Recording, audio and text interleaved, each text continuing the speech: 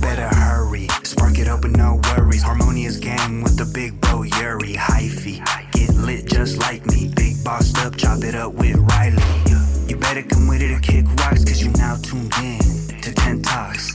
Now let's get lifted and take a shot. You are now tuned in to 10 Talks. Yo. Hello. What's up, guys? Welcome back. Hello, everyone. We're finally back for 10 Talks. I'm not sure how many episodes we've missed altogether, but I think It was at least 4. at least 4, yeah, maybe even 5. But boom, here we are. Huge shout out to everyone that has joined this episode, who's watching this live or in the future at some point. But thank you guys so much for still keeping up with 10 Talks, even though we've taken this long break. But it really wasn't a break, because you guys saw it was like behind the scenes 10 Talks for a month. Exactly. But huge, like I said, huge shout out and thank you to everyone that has joined. We appreciate you guys so much. We're here for episode 120. Let's go. 120 of 10 Talks, and I just titled it 30-day stream because we'll probably talk a lot about that. Yeah. But should we take this shot before we get into it? Oh God. Yeah, here we go. Coughing into the mic. Disgusting. Oh my God. All right. Cheers to finishing 30 days on stream and coming back to 10 Talks. Cheers.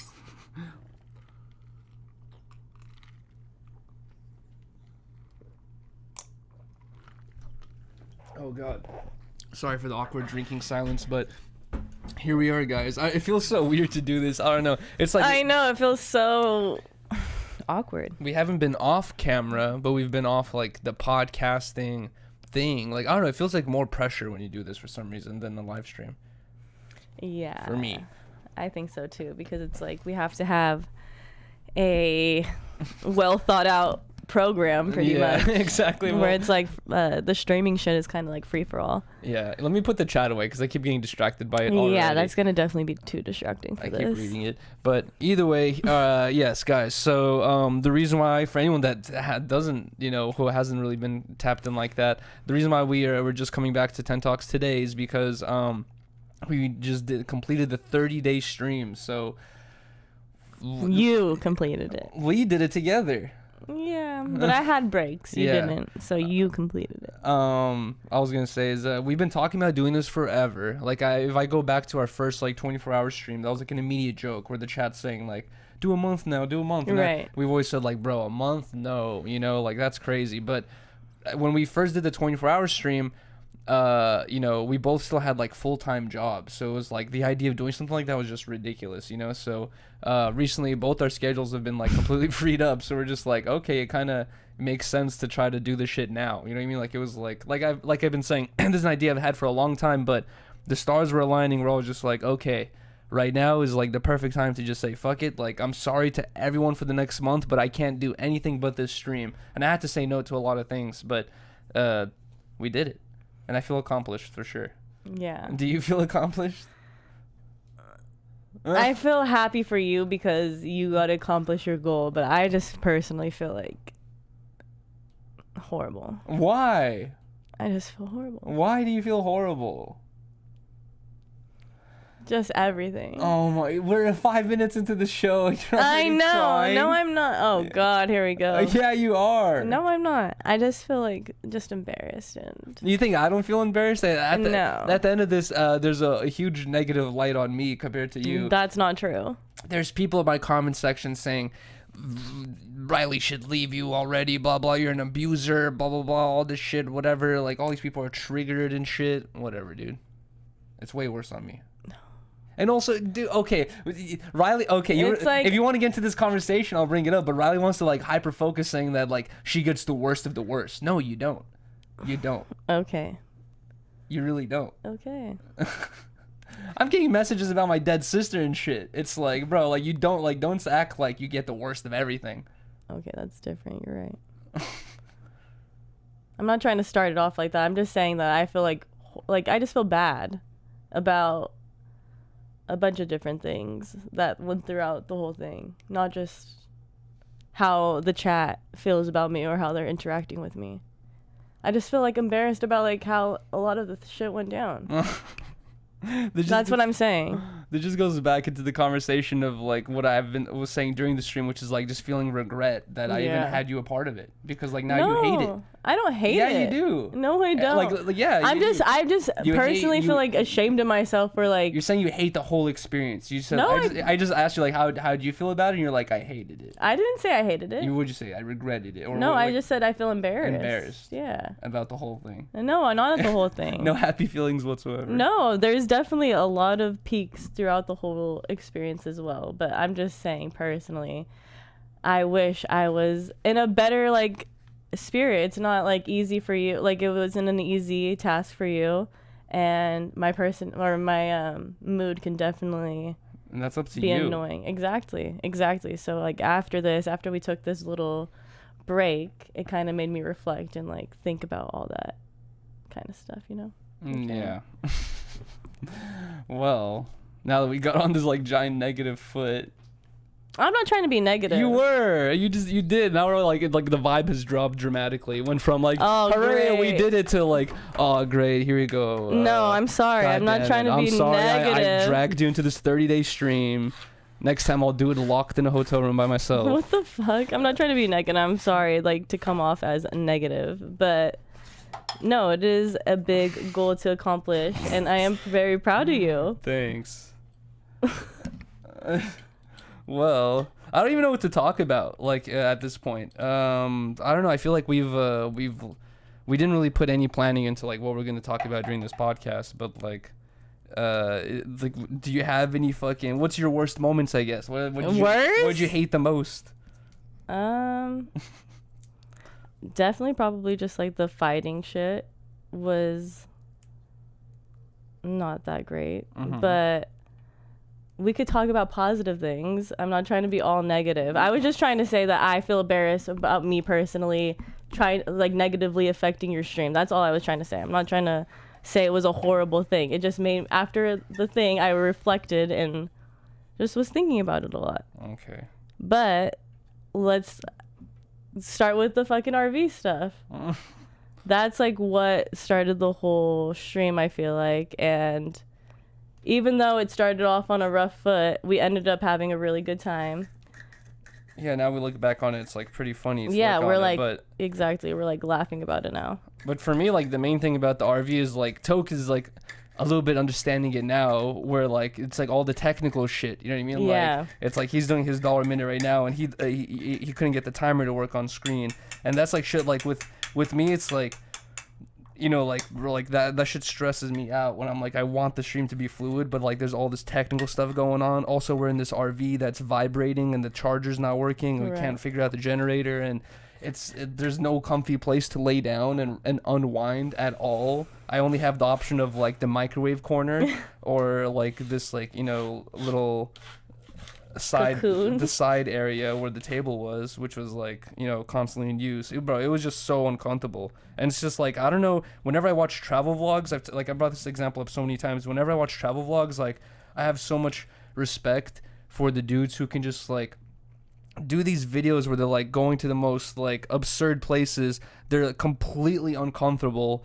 Like there's no fucking, you know, normal comforts that they're used to. It's like they can't just go run to the nearby store and grab a water bottle. Like they'll like, I was watching this Rylee and I were watching Harold Balder, who like went to the Himalayas, and at one point he got sick in the Himalayas, and like that's buttfuck nowhere in the mountains, and he was saying that they didn't have a toilet, and he had to like go walk around and like just like fucking have diarrhea into bushes constantly. Like, bro, it's just like stuff like that where like I'm the type of person to be like, bro, I'm done. I need to go home. I need to lay in bed. I need to use a normal toilet. Like, I'm out of here. Like, I have respect for people who can like push through that shit and have like a positive, you know, outlook still at the end of the day. And like, I feel like I could become like that. I just have to learn, you know what I mean? Like, learn to keep a positive outlook.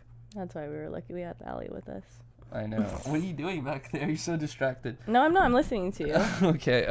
You don't ever fidget when people are talking with something and you're still listening to them. You're just fidgeting a little bit. I guess. Jeez. we brought this up before. Is that saying of like you can make a hell of a heaven or a heaven of a hell? 100%. You know, with like your mentality, like you can be like the richest person, the most successful person in the world, but you could be depressed and hate life, or you could be the most poorest person in the most difficult position, living in a lava fucking field or some shit, and be the happiest person on earth because you like learn to appreciate things or something. I don't know. No, 100%. It all has to do with mentality for sure. And that's one thing I wish I could learn better, which is like to be in more positive mood. Because like at the end of the RV trip, that's one thing I felt bad about, is that like usually when I'm in a bad mood, you know, just Rylee has to deal with it. But when I was in the RV in a bad mood, it's like, you know, Toke and Allie and like Horizon basically were kind of dealing with my shitty mood for like a full day and a half or 2 days basically. And then once I was like snapped out of it and I felt better, I also felt so guilty and bad. I was like, bro, like, why wasn't I just in a better mood? Why was I so grumpy? You know what I mean? Like, whatever it is, but I can't, you know, be ungrumpy now. Yeah. It just played out the way it did. So. But, yeah. I guess, like, no, we did a bunch of stuff before the RV thing, though. We did the fishing stream. We did the party where we met Rim. Mm-hmm. Like, we were doing, like, a bunch of stuff, honestly. That was like we went to Vegas like the first week on your stream. I know, but before that we did fishing, Rim. We did that's it, pretty much. Barbecue stream. Yeah, and that's when it happened. Then we went to Vegas. Then what did we do when we came back from Vegas? I forgot. I don't even remember. I think it was like Hold on, when did I do go skate day? Was that before Vegas or after? I don't remember. After. It was after? Sure. Mm-hmm. I think it might have been after as well. I don't know. That shit was just like, it just feels like with the stream like that, it really just, it feels like when Rylee and I are on vacation somewhere, or like when we went to Hawaii, because when you live in LA or when you live somewhere, you're not really thinking like, let me do all the touristy things possible. Like I want to experience the city. Like you're just kind of chilling because you're in your comfort zone. But when Rylee and I went to Hawaii or Greece, like it's hard to justify just chilling in the hotel room. You're like, bro, like I didn't pay all this money just to be here. Like I'm going to do stuff the whole time. And even if you're tired, you're like, I'm still going to go look at this museum or do this or do that or whatever, just because you want to experience everything. And I feel like that the stream was making me do that with LA, you know, like where I was just like, there's so much stuff to do in LA that I'm always just like, you know, do I really want to go all the way to downtown LA and skate through the streets of, you know, like whatever it is. But with the stream is just like, I want to provide some sort of content other than just sitting at my table. So it kind of forces me to like, you know, be more active and shit. Yeah. For sure. How do you feel though at the end of it? This is your project, so. I feel hella happy and hella for sure hella grateful for all the support that we got. Obviously there was like a lot of it's so weird because it's like there was obviously a lot of fucking very mean-spirited TTSs and messages and chats and all that stuff, but then after like Discord calls and after being on stream for 30 days, you get to remember people's names and shit like that and see what people say. And it's like, and even people like in the Discord or in the chat will be telling me like, yo, Yuriy, like, you know, I love trolling you, but, you know, don't forget I'm still supportive or whatever it is. And it's like, it's so weird. That shit was like such a mindfuck on one of the days where I had the Discord call. And it was literally the same people telling me the most like, you're a loser, blah, blah, blah, blah, get your shit together, you're a bird chest, whatever it is. Like the same people I'll be talking to like on the Discord or like in the chat, they'll be like, I fuck with you heavy, you know, like your biggest bro or whatever it is. And it's like, it's such a weird thing to like balance in your mind of like, oh, someone like really fucking roasting you bad. And then at the same time going like, oh man, I love you, bro. It's just like, it's like a weird little mental game. But that's something I had to realize, which is like, you know, even though some people are saying some super harsh shit, like they'll still, you know, follow up with the fucking like at the end of the stream or whatever it is, like, yo man, support. Like they'll actually still be the only reason why I'm able to do the thing I'm doing right now of YouTube is because people are subscribing, liking, commenting, engaging and all that stuff. So it's just like, you know, like people were saying, like when people would get mad saying, oh, scammer, when I would turn off a really vulgar TTS, like, and I still will do that if that shit's hella out of pocket, but like at the end of the day, people do have a point, which is like, this is supporting your stream. Why are you fucking stopping something that's supporting your stream? But it's like a line you have to draw between, hey man, I like the support and I don't want to, you know, get made fun of for like, I don't know, not like that, but like there's like a thin line to draw. Like with me, you guys, like even if I had fucking, you know, like the craziest fucking body dysmorphia shit where like I just look like a fucking alien. You guys can make fun of me all day, like I don't care. But like when it comes to like all the people that I'm surrounded by, like and it's my stream, I have to draw the line there, you know? Yeah. I don't know. Really, dude? Nothing. It was crazy. Like, personally, like I can't be like you. What? I don't know. It's just like it's way harder for me to like deal with all that shit when it's like so easy for you. Well, I feel like it's like not.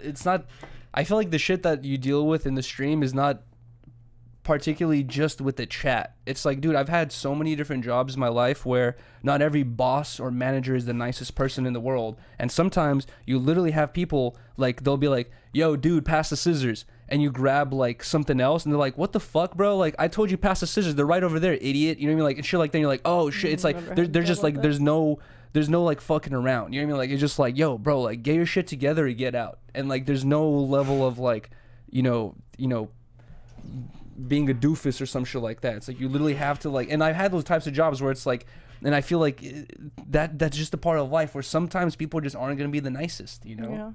And you can't be a weak person. You can't just be like all like mopey, because it's just gonna, like you're saying, like, you make a heaven of a hell or hell of a heaven. Yeah, that's true. Yeah. Really? Okay. That's facts.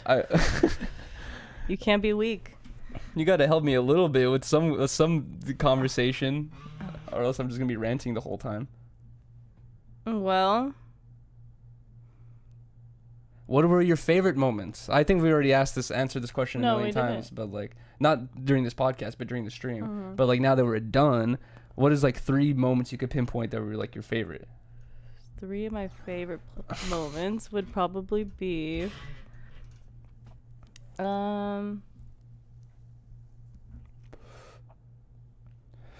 maybe like I think the drive to the bay was fun. Yeah, that was interesting. We had all the music donos going throughout the whole time. I was thinking that like, yeah, I thought that would like be like it was a little stressful, like trying to make sure I'm not, missing anyone's songs, but it did make the drive like, it went so fast. Yeah, it felt like it made the drive fly by, because honestly, at a certain point, like when you're on a road trip with like, your significant other, at a certain point you guys are just like staring into space, just like kind of bored, you know what I mean? Like you're just like on a 5-hour drive, you're just like but when you're constantly actively like listening to new music, I guess, or having to input new music, like it makes the time fly by. It was like a 5-hour listening to music stream compared to a 5-hour drive, Yeah. How many times have we said that? Like, where we done the No Jumper listening to music stream, and we've done like a 10-hour one, and we're like, bro, we could have drove to the bay and back during this fucking stream. Exactly. No, 100%. It helps a lot, and then you get introduced to new music, which is cool. Yeah, 100%. And also, I finally got to experience more of the San Francisco lifestyle, I guess, and it's something I said last time that I would want to go to SF and spend a week out there. And I feel like a week might be a little bit much. I feel like, I don't know, maybe like I could find stuff to do that out there for a whole week. But even those like 3-4 days we spent out there, felt like it was more than enough to get like the full experience, the full vibe. I was like, okay, it's pretty interesting. My mindset has completely changed. That's for like the danger. I feel like it's just like LA. You know what I mean? Like where random shit could happen all the time, but like you just kind of got to keep your head on a swivel and like look around you. And I guess you'll be good and not walk around too flashy. Like, if you're not walking around with, like, a Gucci suit and fucking diamond chains, like, I don't think no one's really going to be paying attention to you. Yeah, exactly. No. You learn that early, though, like, when you're a kid. Yeah, exactly. Let me not be flashy. Or if I am, like, I don't know, I better be able to fucking defend the shit. For real. But speaking of SF, is, like, I've already heard like the downward trajectory, just to get off the topic of 30-day stream for a minute, but I've already heard the downward trajectory of like how the city is, like as for the crime, like they're being super lenient on crime. People can do basically whatever they want. They'll get out of jail and within a week or two, or even a couple days. It's like they really have no punishment set in place for criminals. There's homeless people and like drug addicts all over the street doing all types of wacky stuff. Some lady was trying to sell us pebbles in the street, trying to buy white, so it just like, it's kind of like a shit show out there. And the conversation got brought up that like, bro, like tourists like to go, especially tourists who are from out of country, out of place, you know, out of the state, who don't know the city of SF. They want to go to a place that's comfortable and safe, and like they can do some shopping, hang out with their families. Now there's nowhere in SF you could do that. It's all a shit show. There's like no, like, hey guys, keep the dangerous stuff over there. Let's keep these side, you know, like these touristy parts like nice for the fucking tourists, whatever, to keep the money coming in the city. But now like they really care about that.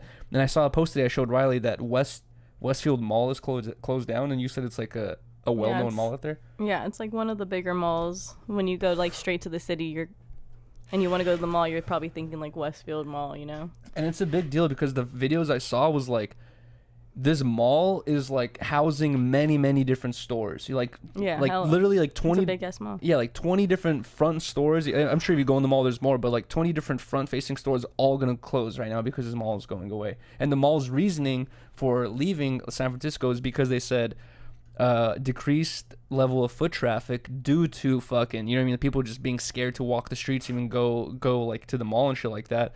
And they were just basically saying like it was the crime level, and like, you know, nothing being done, the city's going to shit, like we're leaving.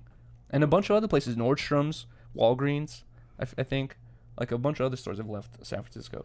Yeah, like after COVID and shit, San Francisco never really came back the same. Like, I feel like when I lived out there, I lived there at a good time where it was, like, fun and poppin', and, like, hella people were out. Like, every time me and Yuri go out there, it's kind of dead. Like, there's not a lot of people out there, but before, it was, like, such a vibrant place, for real. Like, you know, what I was gonna say is even just the streets, like where we were walking, like everywhere we would be walking, like usually it's full of people, and like compared to when you were there. No, yeah, well, when I lived there, it was full of people, but now it's like even like where we were staying, like it's usually crowded. Like everybody's walking the streets, and it's hard for cars to even get by. It felt like we either saw employees or like, you know, some dudes who just kicked on that block all the time. Yeah, no, it was really COVID really fucked it up. It's weird, like, you know, this is where it gets into the conspiracy theory territory. Here we go again, but like, there's like definitely conspiracy theories out there that says like that the political government right now is just trying to destroy the country with all the shit that they're doing, right? And one thing that I've known since I've noticed since I was a kid growing up in Hollywood is like the police at one point were like, yo, do not do anything stupid on Hollywood Boulevard. You couldn't even skate on Hollywood Boulevard at one point without getting a ticket basically instantly. Now it's like a free for all. You can do whatever you want, but like, at one point, it's like beneficial to save your fucking touristy areas because it brings money into the city. You know what I mean? You get people flying in, spending money here, all that shit or whatever it is. Like, now it seems like they just don't care. San Francisco's losing so many stores. Like, I saw like smaller areas, like, you know, your area, like Antioch or Concord, like they were losing like their local CVS's and Walgreens because they're like, yo, we're not dealing with this fucking, you know, losing half of our product every month from theft shit. Like, we're dipping out of here. And now people in those small areas have to drive like 6 miles away to go to a grocery store type shit. You know what I mean? Like, it's kind of crazy like that they're just allowing this shit. You go to any other country and the touristy locations are defended like crazy. Out here, they don't care anymore. But I would still recommend to go to San Francisco, guys. It's not, I wouldn't say it's dangerous. It's also, unless you're like really packing a ton of stuff, I don't think it's too hard to keep all your valuables outside of your car. Just like take your pink slip with you and like, you know, your registration information, all that stuff, and like whatever valuables you have, and leave your car unlocked. You know what I mean? Because the first thing people do is like they pull your door handle if they see it's unlocked. And I've seen videos of people, the theft process in SF. They don't like go through your car with a fine-tooth comb. They open it, they look, they see if they see anything they want, and then they just close the door. Or they like, sometimes they'll break a window and not even take anything, even if they see shit there. They're like, not worth my time, you know? Yeah, luckily I've never really run into that issue. I've only been But also I was always taught from a young age, like, don't leave anything. Don't put your phone in your back pocket, especially when you're walking. Like, you know. Oh, like people will just take it? Yeah. Wow. In San Francisco. Or, like, don't even, like, be like this sometimes. Like, my dad would teach me, like, people are crazy out here. Dude, my dad told me that back in the day in Russia, little hooligans and shit, like his, like, you know, like teenagers and shit like that would run around with razor blades, and they would cut people's pockets. They would, like, as you're walking, they would cut the bottom of your pocket, or if you had a purse, they would cut the bottom of your purse so your shit falls out without you noticing. That's crazy. But either way, yeah, like I would still recommend to go to SF. It was it was fun. But the whole trip out there, it was super sick. I actually got to meet like a bunch of people that I've seen in the chat. It's so funny, like now that I'm going through the clips, like I saw that like earlier before even the SF trip, I was saying like stuff to I was saying like, yo, shout out to CA96 or shout out to fucking, I forgot his name, like Poparov in the chat or whatever. I was like saying these certain names. And then later I got to meet him in person. I was like, oh wait, I was like, that's the dude from the chat. I didn't really realize, Yeah. But it's pretty interesting, yeah. Cool Cat that was the first time we got to meet Cool Cat, right? Put the name to the face. Cool Cat's a very, very genuine, nice guy. I feel bad that he had to deal with the trolls as well, but I feel like he dealt with it well, He where did. he was just like, what are you guys talking about? But that show's getting annoying because it's like we were at the dinner and then everyone just like in the chat was just like, Cool Cat allegations, how dare you sit at dinner with this bro, blah blah blah, whatever. And I was just like, dude, like what is going on? And it took like until a couple days later till I realized everyone was just trolling. Yeah. But I was like, bro, what is going on? Like it really makes you fucking like trip out for a moment. Exactly, and that's what I'm saying. It's not an easy thing to do. No, for sure it's not. What else was I gonna say about SF, dude? God damn it. Son of a bitch. There was something else I wanted to say about the SF trip. About my experience there. No name?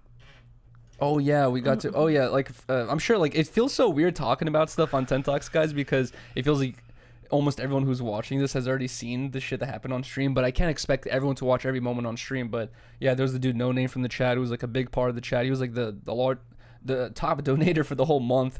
But he had like secretly stopped by twice, like wearing a whole like a shiesty and a fucking glasses so you can see his face or anything like that. And he had an Amazon jacket. He like at one point Rylee and I were at Fisherman's Wharf. He came up to me, like tapped me on the shoulder and gave me an envelope with my name with a heart on it. It was kind of weird. And then we went to this bagel shop afterwards on our last day there, and he like stopped by and gave me $100. That was definitely fucking strange. It's weird, like Shout out to No Name. yeah, but like in the moment you're like, your heart drops, you're like, what's gonna happen right For now? real. I was not expecting The that. Fisherman's Wharf, I wasn't worried because it was a huge crowd. It was so fast. It was a huge crowd. It was like nothing could happen. But when Rylee and I went to this bagel shop, Rylee literally said, I used to live in this area. What area was it? Pacifica. Rylee's like, I used to live in Pacifica. This is near SF, like an hour away. And she's like, there's this fucking bagel shop that I used to go to. It's like really low key. We should go there, whatever it is, right? And I was like, okay, let's go there. We went to this fucking bagel shop, and there was literally no one there. It was just us and the employee, and they had no music playing. So the TTS was fucking especially loud. Like, you could really hear through the whole place. But at one point, some dude just waltzes over, same fit as the the dude from the Fisherman's Wharf time. He like waltzes over, comes into the store, and like this is what I'm saying like the heart drops for a moment, because like, not because I'm like, oh my god, I'm so scared, but just because like you're like, bro, what is going on right now? This feels like weird. And I didn't instantly recognize him. I just noticed that like some dude was walking into the store with a shiesty and was just staring at me. I was like, what the fuck's going on? And then he just puts the $100 on the table and leaves. Then I had that moment of thinking when I saw him walking away, I was like, I could chase him right now, but like, what the fuck? Like what is, like, I don't know. I was just so confused. I was like wondering, I was like, should I chase this fool or should I not chase this? He just gave me $100, but that was definitely strange. Rylee was right there. Like, he could have, I don't know. Like, I said on stream, I was like, bro, he could have pulled out a fucking gun or a switchblade or something like that. But he said, like, oh, man, you're being paranoid. But, I don't know, like, shit like that I've never had to deal with, bro. And, like, Rylee was saying earlier, like, how I felt about the stream. I definitely feel super, super grateful that, and I want to give a huge thank you to everyone that helped support it or even watched it, because we hit 27 days on the $1 a minute, which is insane. Then we stuck out the extra 3 days to hit the 30 days on stream. But, I've never really had to deal with this like level of like I don't know, people calling places, showing up, stream snipers, all that stuff. Like, I'm not really sure why. Maybe it's because usually when I do IRL streams, I'm on the go constantly. I'm on a scooter or something like that. But ever since the stream has started, it just feels like it went to like a whole nother level instantly. Definitely. And I don't even know where the hell everyone came from, dude. But I want to give a huge shout out to everyone that stuck around. Thank you guys so much. Yeah, shout out to everybody. Either way, yeah, the SF trip was definitely one of my better memories for sure. You didn't even finish like giving the rest of your two, right? Your first one was The trip to San Francisco. yeah, trip to SF, and then what was the other ones? I would say the RV trip after the bullshit. Okay. That was definitely a good memory. Mm-hmm. Just like the randomness of it was so funny, and we just got all experience together, and it set the tone for the whole stream, I feel like. And then obviously Disneyland. That was like the best. I know. I wish like we were able to. I wish we got there earlier. Yeah, I wish we got there earlier and we got to enjoy a little bit more. And one thing I didn't really realize after watching more videos with Rylee about Disney is that even if you get like one of those normal passes and you show up at the point that they fucking open, like at 7, 8 in the morning, and you leave at midnight, on average, the person gets to ride like 7 or 8 rides. And we rode 4, so. We did. Oh, yeah, that's true. And I was kind of thinking, I was like, bro, that's kind of... It's pretty good for the time we got there. Yeah, but that is insane. They have to spend so much time there to ride so few rides. But I don't know. I guess, like... I don't want to say, like, I don't see the magic that everyone else, you know, sees in Disney. Like, because it is, like, definitely a magical place where, like, all the decorations and all that stuff. But it just seems, like, so insane that the lines can be, like, an hour, 2 hours long. The drink, like, everything's just hella expensive. I don't know, like, it's kind of insane that people are just, like, hyping up this place when it's just a giant fucking money hole. And even... It is, but... You gotta admit, it's fun. It is fun, but remember Rylee and I were watching this video, because we're watching all these Disney videos, and this one video popped up where it was like, this dude with this super angry face, and he's like, why, I'll never go back to Disney. And honestly, he was going crazy. He seemed too invested, but he was bringing up some good points where I guess he goes on trips all the time to like different amusement parks and cruises and all that shit with his family, and he does it like constantly. And he was saying that he's like, during COVID, he was like, almost all places that once they reopened up, like cruises, amusement parks, everything, he's like, they all dropped their prices. They all made things more affordable because guess what? People weren't able to work during COVID. A lot of people were losing money. A lot of people were depressed, all that shit. Like, they wanted to make things easier for the customer. And he was saying, like, in this video that compared to everyone else, Disney was the only one who, like, raised their prices during COVID. And I was like, damn, that is kind of shiesty and fucked up, but whatever. You do pay for the experience. Well...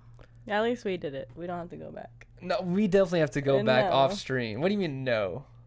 You've been wanting to do it forever. Should we take another shotski?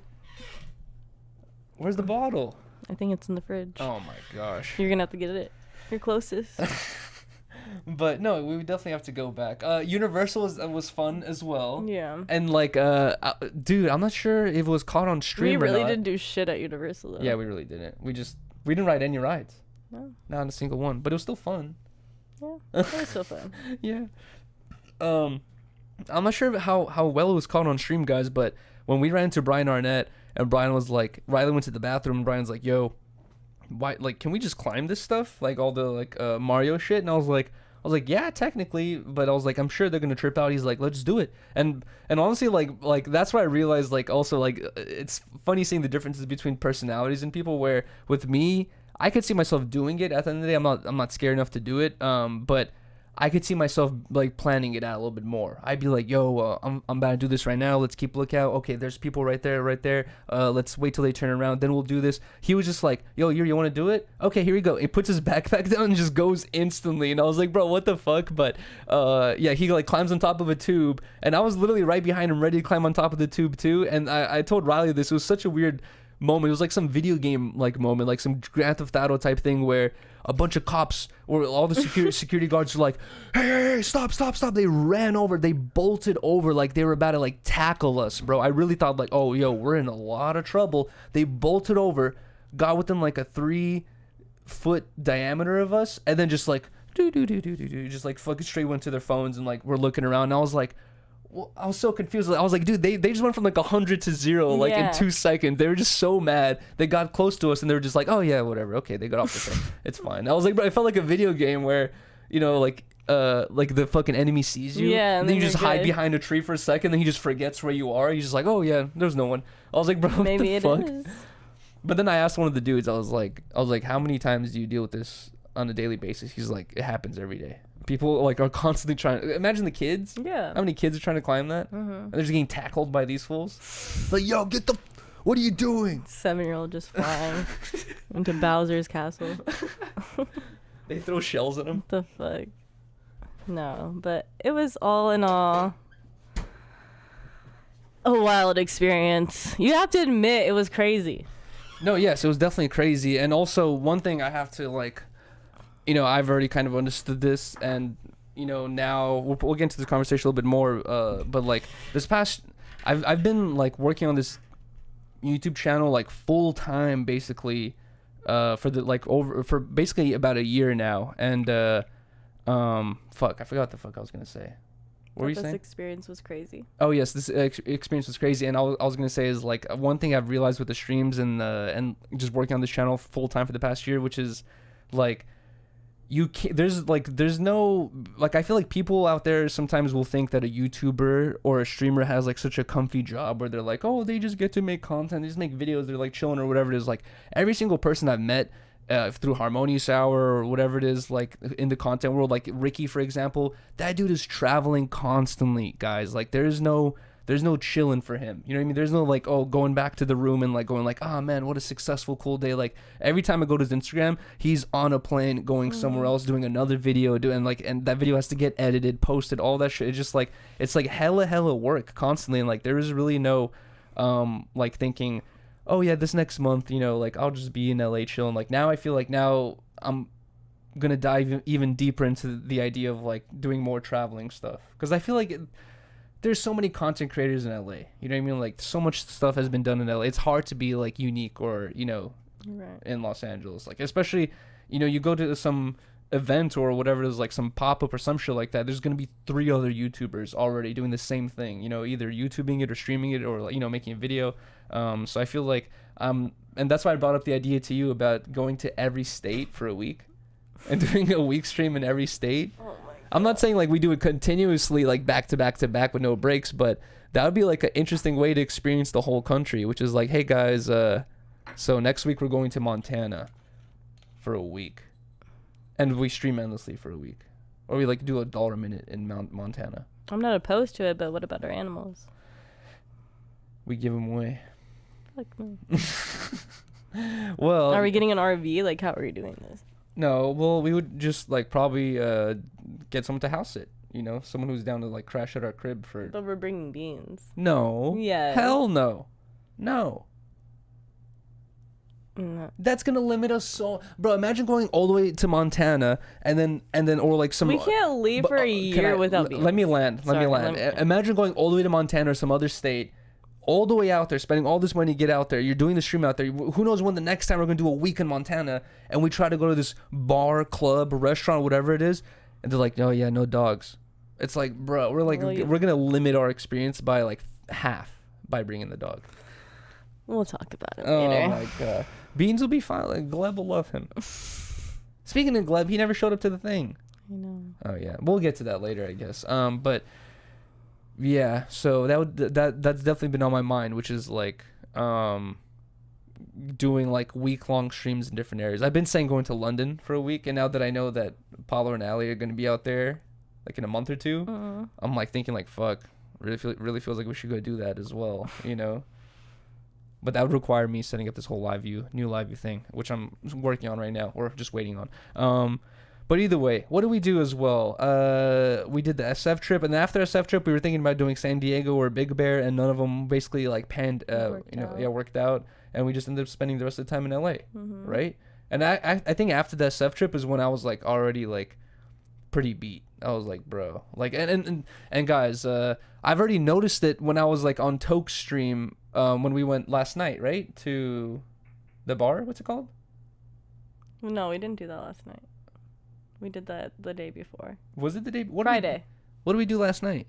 We did the IKEA. Oh yes, but the day before we went to, what was that bar called? Beetle House. We went to Beetle House, and I noticed it then when I was like on stream with Toke at Beetle House. I was like, I just felt more energetic. I felt like I had more energy, and I was like, oh yes, it's because like I got to take this break. But like through that $1 a minute stream throughout that 30 days, even if I had got a full 8 hours sleep on stream, guys, like it just mentally drains you. I'm telling you, like the morning and night TTS waking up, realizing you're on stream and immediately being engaging. Like I can't just wake up and be like, oh, I just go brush my teeth and not say a word. Like I have to immediately be talking, you know, to the chat or whatever. It's like it just takes up a lot of energy for sure. And I felt like after the SF trip, I was already like kind of losing so much steam. You know what I mean? Like and that's where it's hard with the $1 a minute stream as well. Is like I could set the 30-day cap. I could set a 60. I could set a year cap, right? But if I'm like doing interesting shit every day, it's not gonna hit that year. Right. You know what I mean? Like I have to be like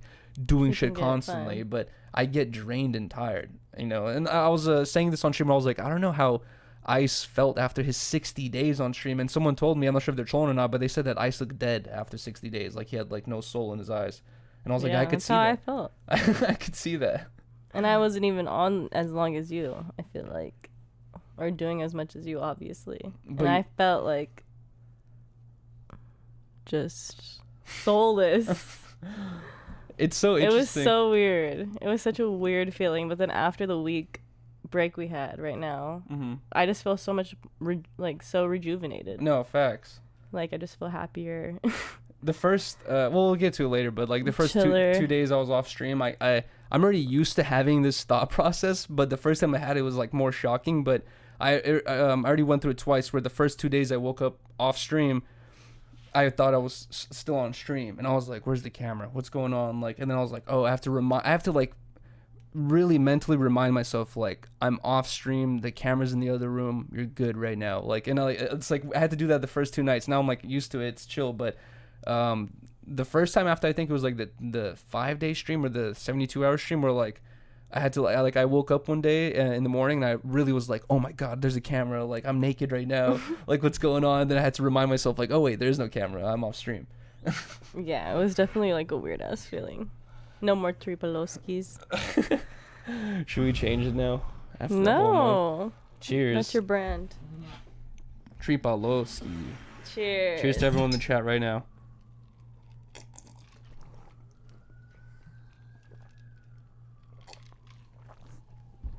But I don't know, it really started feeling later, especially after all the arguments were happening on stream, and it's like, you know, after I did the gulag stream, it was so, like, I felt like, it's kind of weird, like, I guess uncomfortable is the word to use. Like, I felt a little bit strange when I would run into people in the street, and they'd be like, yo, Yuri, what up? Like, I love your streams, like, blah, blah. And I'll be like, oh, you know, I'm always excited to see someone or meet someone that watches the streams. But when I think about what they have watched, I'm like, oh, this dude just saw me, like, fucking crawling around the spicy floor, like, for 2 days, like, whining. Like, I just think about, like, like, the moments they've seen me in, like, the fucking vulnerable moments people have seen me in. Like, I'm like, oh, man, like, it's like a weird feeling, you know what I mean? Like, it's almost like someone seen you, like, shit your pants, and you're like, oh, man. But, like, a million people seen you shit your pants. Not a million, I mean, like, but, like, way more.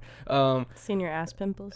Oh, my God. But, like, yeah, like, so I was gonna say, after, you know, all the arguments and all that stuff, and then, like, running into people on stream, like, it becomes a whole nother thing where I'm like, oh, this person's a fan, you know, but they've seen all the, like, all the crazy fuck shit and negative shit. But that, honestly, it has given me a higher level of appreciation for the people who really understand, and they're just like, you know, obviously, like, guys, I'm not ever trying to okay, you know, everything that happens in this relationship where I'm like, yo, it's normal, it's fine, like, whatever it is. Like, there's things that we can work on, and you can ask anyone in a fucking relationship. 100%. You can ask a person who's been married for 50 years, like, you know, like, if it takes fucking work, and they're gonna be like, yes, like, it's gonna take, like, some, like, there's gonna be ups and downs for sure, and some downs are gonna be really down, some ups are gonna be really up, or whatever it is. Like, so it's like, I'm not trying to okay anything, but I'm trying to say that, like, at the end of the day, it's like, we love each other, and we want to make this relationship work. And, like, you know, it's like interesting to meet people who are like, understand that. They're like, you know, I see the crazy shit, but they're like, I know at the end of the day, it's like, They know. The people who know Yeah. us know I forgot his what's name. up and how we are. And it was, I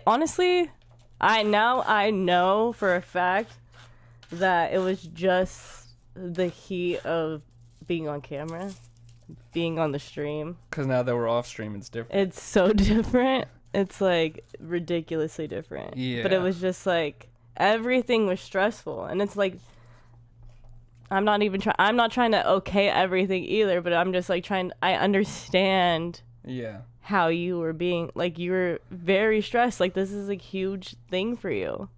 And Yuri cares about it so much where it's like it was his biggest thing he's ever done, like his Yeah. biggest stream he's ever done. So it was just like a lot of pressure, a lot of heat, and then just a lot of comments. And even though, like, Yuri's very strong and he doesn't let a lot of shit get to him, constantly hearing things and like just being susceptible to all these comments and people's words about you, it's like it does get to you, like eventually, like you're just hearing it nonstop, you know. Yeah. And it's just it's a crazy thing, but you're strong and he like fucking did it. Thank you. I was a weak ass bitch. No, but you were not. You're very strong as well.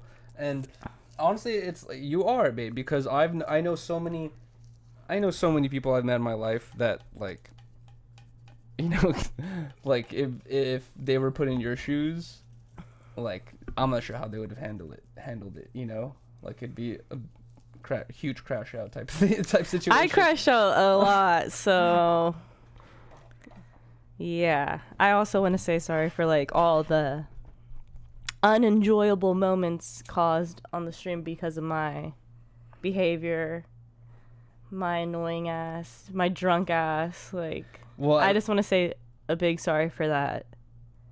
And I was gonna say it's very embarrassing, and yeah. I'm obviously feeling the effects of it.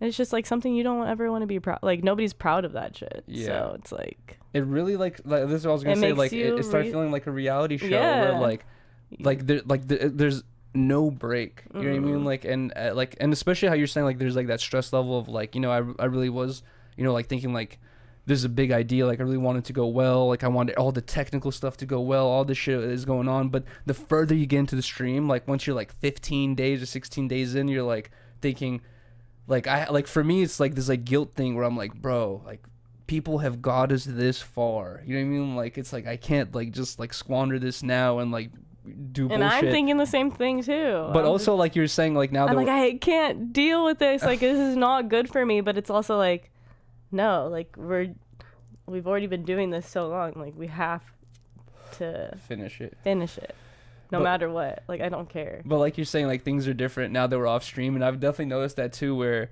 you know, Rylee and I will be like talking or some shit, and like we'll have like a slight little disagreement where if we're off stream, it's like squash like that. It's definitely an ego thing, and that's where I noticed it more. It's definitely an ego thing with me, where like if it's off stream, it's like whatever, okay, you know, Rylee thinks I'm tripping or whatever it is, like, and then like we get past it, and then 10 minutes later, it's like we forget about it. But for some reason, when I'm on stream and like 500-600 people see that conversation, and in my head I know I'm right and I think you're wrong, or I think I'm right and I think you're wrong, like it's hard for me to drop it sometimes, and I have to be like, no, babe, you're tripping, like, because blah blah. And then you're like, bro, why are you taking it this far? It's like, just relax, you know? And like that's the shit that I've definitely learned is, you know, you don't always have the to be chat right. Definitely instigates different reactions 100%. because you know people are watching, and I don't want to fucking seem wrong over some stupid shit for some reason, you know?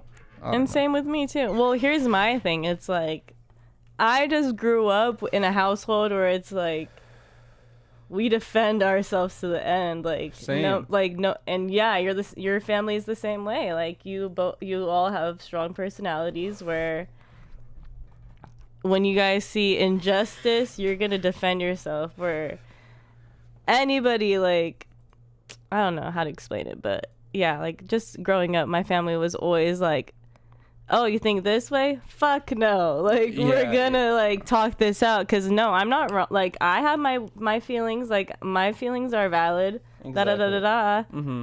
And like we just always kind of like had to talk about each other's differences, like, because and like ultimately, like in our family too, even though like both people had different sides and views, they're like still like they're valid in their own opinion. Like, like when you're like looking from the outside in, and it's like it doesn't have anything to do with you, you can see like, oh, like I get this and I get that. You can understand both sides. Exactly. Yeah. So it's like it's an ego thing for sure. But yeah, I was gonna say, it's like for anyone that's thinking like that, oh, I'm just trying to like pin all blame on the chat, you know, for instigating shit. It's like no, I literally just said right now that it's like it's like an ego thing with me, where like I said, if we're off stream, I'm able to just be like, all right, whatever. But for some reason, and like I just didn't want to seem wrong during certain moments, and I took things too far where you're like, bro, just drop it. Like, and I'm like, no, I won't drop it because now people are gonna think I'm an idiot or I'm wrong or some shit. Like, I don't know. Going back to the reality show thing, it is literally, that's what the producer's job is to do. It's like they'll take you aside and be like, oh, like Yuriy like is feeling like this, and like I heard from a source that Yuri's feeling like this, and they're gonna make you like get inside your head and make you want to crash out, and then they'll be like, oh, like walk in here at this moment, and like it's like a scene that you don't want to see, or like shit you don't want to know, just so you can like freak the fuck out. Exactly. And that's just how it felt the whole time. Well, it felt like that. And like even like I just looking back at all like the little arguments we had, I'm just like, they're so stupid. Yes. And like they just could have been squashed like instantly. The price of an item or age of an item. Age of an item. Oh. Fuck that. I'm haunted forever. I got the age of the item in the room. I know. No, we never got that one.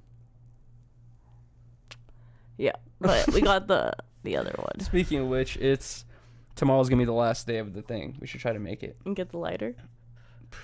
Maybe. But yeah, it's like stuff like this, like the 30-day stream. Like, I don't know, that shit definitely teaches you a lot about yourself, and it gives you another level of respect for like other content creators, because like guys, like it's a thing where, you know, it's so easy just to like watch someone or, you know, consume some sort of content and not really understand or appreciate. You don't even have to appreciate it, but like understand like the intricacies of like what's going on sometimes. And like now when I see, you know, people going on streams with giant groups of people for long amounts of time and not crashing out, I'm like, respect. Yeah, respects to them, because like especially on an RV situation, I'm like, bro, it's so easy just to be like, bro, I'm like, I wanted to get a hotel at one point. I was like, I'm over it. I'm getting a hotel. I was about to go home.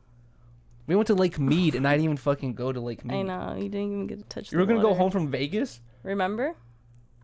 And you told the whole stream. Let's not bring it up, 'cause I don't remember. I don't remember. I told him what?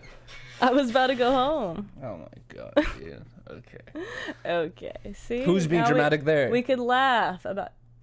Really? Oh, do we want to bring it up? Okay, I don't remember. Exactly. So let's not talk about it. Let's not talk about it. Yeah. I was gonna say something, but I forgot. I lost my train of thought. But I'm trying to remember. Comes back to me. I'm trying to remember exactly like what, you know, everything that happened after the SF thing, but we did Ebony Beach Club. Oh yeah, we did. Was that after SF? Yes, I believe so. We finally did that. I don't know. I have to say about Ebony Beach Club, like, I don't know, guys. It's not like a thing where like I don't believe Toke's word, but like I just feel like in my life I've had so many people hype things up to me where they're like, this shit's popping, bro. This shit's crazy, and I'm just like, oh yeah, and then I go to it and like it's like 10 people or something like that, you know. So like I've heard, you know, so many people like hype things up before, and I get underwhelmed. Like, oh wow, okay. But I've heard, you know, we've all heard Toke talk about Ebony Beach Club for like years now, like on like Disconnected, on like, you know, just so many times he's brought it up where he's like, you know, shit's going crazy, like we're gonna do it this Sunday, blah blah. And he's invited us so many times, and every time Sunday we do 10 Talk, so we can never do it, but we're on stream, so we finally got to go do it. That shit is crazy. That shit was crazy. That was popping. I have grown up in LA. I've been to that beach many times. Or a couple times. I've been to a bunch of other beaches many times. I've been to a bunch of functions and shit in LA. I'm not the most litest person who gets to invited to everything, but I've been to a lot of stuff in LA. Yeah. That's pretty unique. Lit. That's pretty unique right there. Like, no, it was. Right? I hate my awkward ass because I was like, we have not been out like to a function where it was like that crazy, and like that was super, like I haven't been to like a big ass event like that in a long time where it was like, oh shit, overwhelming, where it's like I wasn't drinking or anything and stuff, where it was just like, oh god, like I don't even know what to do. And like, it's not even like, bro, like guys, like people are instantly gonna say it's like some alcoholism shit, but like, like to get to some spot where if you look at on stream, there's 2,000 people, and it looks like obviously they don't know each other. Like thousands. Obviously they don't know each other, but like because of the vibe where everyone's just like everybody's just trying to have a good time. It seems like everyone's already like comfortable in their zone, where like it feels like you're entering another zone because like it was our first time there, and like without a couple of drinks to loosen you up, you definitely are like are gonna feel a little nervous or awkward unless you're the most boisterous person in the world, you know. Right. But and I'm not, obviously.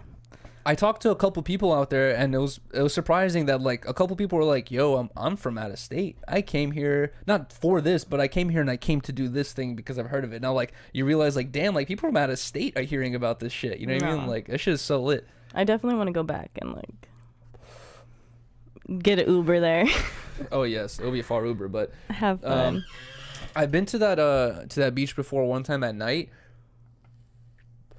where it was like it was just like a bunch of people at one of those bonfires and we're all just like kicking and drinking and shit, but that was like on a whole nother level of like a chill. So many people. And I see why, like I remember a while ago Toke said like, oh, we had to close, like we couldn't do it this day because we couldn't get a permit or some shit like that. And I remember thinking like, permit, like to kick it on the beach, why you need a permit? No. That you need a permit for sure. They got like speakers and like all. They have vendors, bro. Yeah, like that for sure. You gotta let the city know, thing. like, hey guys, we're gonna have 2,000 people show up. There's gonna be hella traffic, you know, all that shit. But the city must love it because honestly, like everyone's paying for parking. All the parking was filled up. You have to pay like what, $5, $7 for everyone that enters.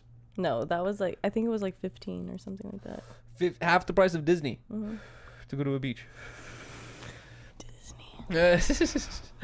But yeah, so yeah, Ebony Beach Club was definitely a really good time. I'm glad we went back after we ate. Yeah, I'm definitely glad we went back. I wish we would have just ate before. Yeah, that's the difficult part too, is like I feel weird eating on stream. People gave a shit for ordering food, which technically that was the faster process compared to like just cooking the food. You gotta wash the dishes afterwards, all that stuff, whatever it is. Like, so whenever like we were ordering food, it was because I was thinking of a time crunch. Riley's probably tired, doesn't want to cook food and wash dishes now after doing all the shit all day, all that stuff. So we were doing that a bunch. But realistically, like to be on stream for 30 days and like every moment of it be like very interactive and not have a moment of like, you know, you got to just cook food and eat and all that stuff. And we were definitely going through it. We were probably like skipping meals just because we were like, we got to go do this already. Oh, you know? yeah, we definitely skipped a lot. Yeah, but also we ate a lot of meals as well, unhealthy meals. 100%. That too. And also, heart attack special. I disagree with the heart attack special shit because I feel like they're basing their information off old fucking, you know, old dietary like restrictions. But also that is like something I could eat like all the time. Bacon, like, eggs. That's an easy morning. Yeah, bacon, eggs, potato. I'm like the type of person where like I remember at one point when I was a kid, my mom used to make eggs every morning, and at a certain point, like you get sick of it. Eggs made me like nauseous. Yeah, it was like I Same. didn't know how to explain to my mom because you know how my mom is. She's like, eat your food, like another bite, you better finish it. Like it was like I could not leave the fucking dinner table or the table without finishing my food. And I remember at a certain point I had to tell my mom like, bro, like I don't know what it is, but I've eaten so many eggs that now they make me nauseous in the morning. And like it was not until Rylee and I got, remember when Rylee and I was low-key anti-egg too. When we first got together, I was telling you like I can't do eggs in the morning because like I just can't, like it makes me nauseous. Now recently I've like gone back into eating eggs, but for a while like that shit just like made me feel weird. Yeah, no, I like them. Speaking of feeling nauseous, yo guys, I just posted a clip. I'm gonna be posting, I missed yesterday, but I'm gonna be posting clips every single day, from like 2 to 3 to 5 clips a day from this 30-day stream. And I already know some people are gonna be like, oh, these people have already posted these clips or whatever it is, but guess what, those people aren't us. They're kind of stealing our content here. I don't care, I'm not gonna fucking copyright strike them, but if you guys want to support the channel, whatever it is, watch the video, watch the clip, like, comment. Get a little giggle out of it. And also, like I said earlier, like, you can't expect everyone to watch every minute of the 30-day stream. Right. Even if we think like, wow, that was such a big moment in the stream, everyone must have seen it. There's still gonna be people who are like, yo, what happened? You guys went to Vegas in an RV? You know what I mean? Like, some people are still gonna be like a little confused and out the loop. So these clips are definitely gonna be a good way for people to like remember or like, you know, see things that they didn't see it during the moment, you know. But I posted a clip today of me throwing up in Vegas. That was crazy. And dude, I swear, like, guys, I know my body. Still to this day, people are telling me you got too drunk, you're blacked out, blah blah. Like, guys, I know my body. I know my body. People throw up for different reasons. It was dehydration and But alcohol. I only throw up when something's twisting up my stomach, and I could feel it instantly. And I've been noticing that with the margaritas. That's why I stopped drinking margaritas every single time. Like when I went to do that stream with Chris during the 30-day stream, got sick that I day. got a margarita. I only drank, guys, that day. And this proves my point even further. That day, I only drank one margarita and like one shot or something like that. I've drank very little that day. As soon as I took the first sip, like my whole esophagus, everything just started burning, and I was like thinking in my head like, I think I'm gonna have that same experience from the last margarita. I was like, whatever. I paid for this drink. I'm gonna finish it. I finished that drink later that day, or in the morning. I threw up that margarita. And like I was like, I felt it. You know what I mean? Like it's like whatever. Like I could either feel my stomach is upset, or if I'm gonna throw up, it's because I've gone too drunk and the room gets spinny. You know what I mean? Like or whatever it is. And that rarely happens to me at this point because I kind of know how to like limit myself. But those are the two reasons: is I feel that my stomach's upset for something, and the room gets spinny, right? That day with Toke, the clip I'm talking about, I felt sober. I did not feel like drunk at all. You were though. I was drunk. I drank a good amount, but I did not feel like, oh, you know. Like, no, you weren't fucked up. I literally felt chill. Like I've been drunk a million times at this point. At that drunken level, there's no reason for me to throw up. I ate those 2 slices of pizza, and I instantly was like, oh, what the fuck, dude? I was like, the pizza was not good. I was like, what's going on? Like my stomach feels gnarly, and then that's why I swear that, and then also the heat exhaustion. The heat was horrible. The dehydration, but I feel like that pizza fucked me up, dude. But it didn't fuck anyone else up. It just like destroyed me. Pause. Yeah. And honestly, the next morning, not only did I throw up, I had like crazy diarrhea, right? But the next morning, you know, it was Did you like, shit in the RV? No, I did not shit in the RV. I did not even once. I swear on everything. But you know, what was a godsend is we parked at I don't know every other RV parking lot in Vegas, but if you are going to park in Vegas and you have an RV, from my experience, I would recommend the Circus RV parking lot because they have a bunch of different bathrooms. They have all these amenities and shit, but the bathroom in the morning was a godsend, bro. I woke up, it was so hot. I was sweating. My stomach's upset. Bright as fuck. I'm dehydrated. Yeah, I'm like, oh my god, like I feel crazy. I'm like, dude, I gotta shit so bad. I don't want to poop in the RV toilet because the shit's gonna smell up the whole RV. I was like, bro, I'm gonna go to the toilet. And already in my head, I was preparing myself for a fucking RV restroom. I was like, it's gonna be hot. There's gonna be spiders. It's gonna be humid. All that shit, bro.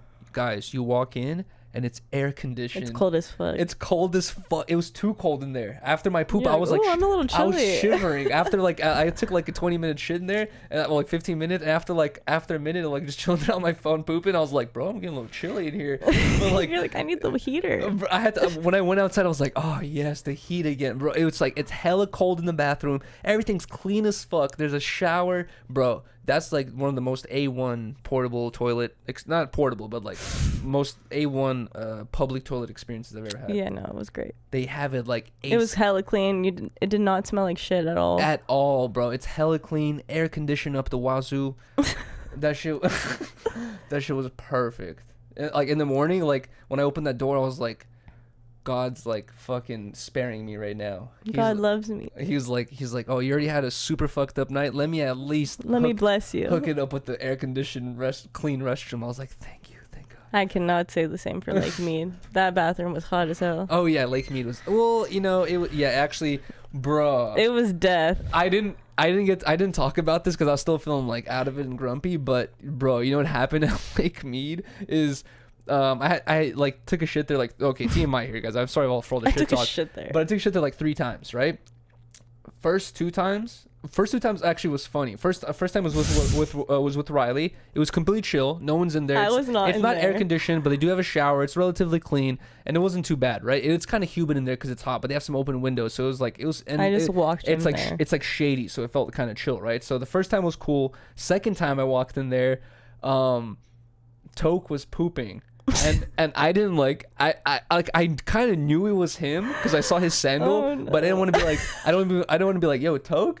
But like at one point Toke and I were shitting in the thing from each other, And then after I had like let out a couple like brah, brah, he stood up and left. And later he like it's on the stream like later in the RV he was like, was that you in the bathroom? I was like, yeah. But Toke and I were like shitting in different stalls at one point. Disgusting. That was funny. But dude, the other part was I think it was on the last day. Ew. It was like when I was like I forgot what day it was, but it was like when I was feeling super super bad and I really had to go to the bathroom. I went to that stall, I sat down, and it was one of those like restroom visits that you got to sit there for a while to let everything out because it just feels crazy. So I was just sitting there like, oh my god, my stomach feels terrible. It's so hot. This is so TMI. It's so hot and humid in here. And then boom, I hear the door open, right? Some dude walks into the stall. This time I'm in fucking the stall that Toke's sitting in. But this dude walks into the stall that I was in last time because there's only 2 stalls. This dude walks into the stall that I was in last time. And he just starts fucking just fucking the craziest diarrhea sounds ever, I swear. And I was just sitting there like I was just like, oh my god. I was like, dude, this is gnarly. And I was just like, I was hearing this whole shit, the gnarliest shit ever. And I felt like I still had to poop, but I was like, I'm out of here, dude. I just like wiped and I left. I was like, bro, it was like a movie, like old fucking 2000s movie moment where I was like sitting battle there like, shits like battle shits moment where I was like sitting there listening to this whole fucking letting some fly. I was like, bro, this is so bad. And it was hot and humid. I know. So it just makes the like experience so much worse. You're like, you could breathe, you could taste it almost. It was so bad, dude. That's sick. That's fucking sick. Oh my god. Yeah, no, that was horrible.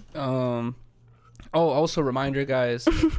Little midway break. I'm not sure what time it is. 7:11. We should take half skis for the half ski mark. But guys, we're not doing a PO box opening right now. Today is Sunday, day of filming this. Right now, we're filming this live. But tomorrow is gonna be Monday. Tomorrow, I am going to the new PO box office. Let's go. All I have to do is bring 2 forms of identification and sign some paperwork, and I have I already paid for it. I just have to confirm it now with my identity and shit. But I have a new PO box. We're no longer gonna deal with the lady from the previous spot. And you know what's even crazier is this new spot that I signed up for.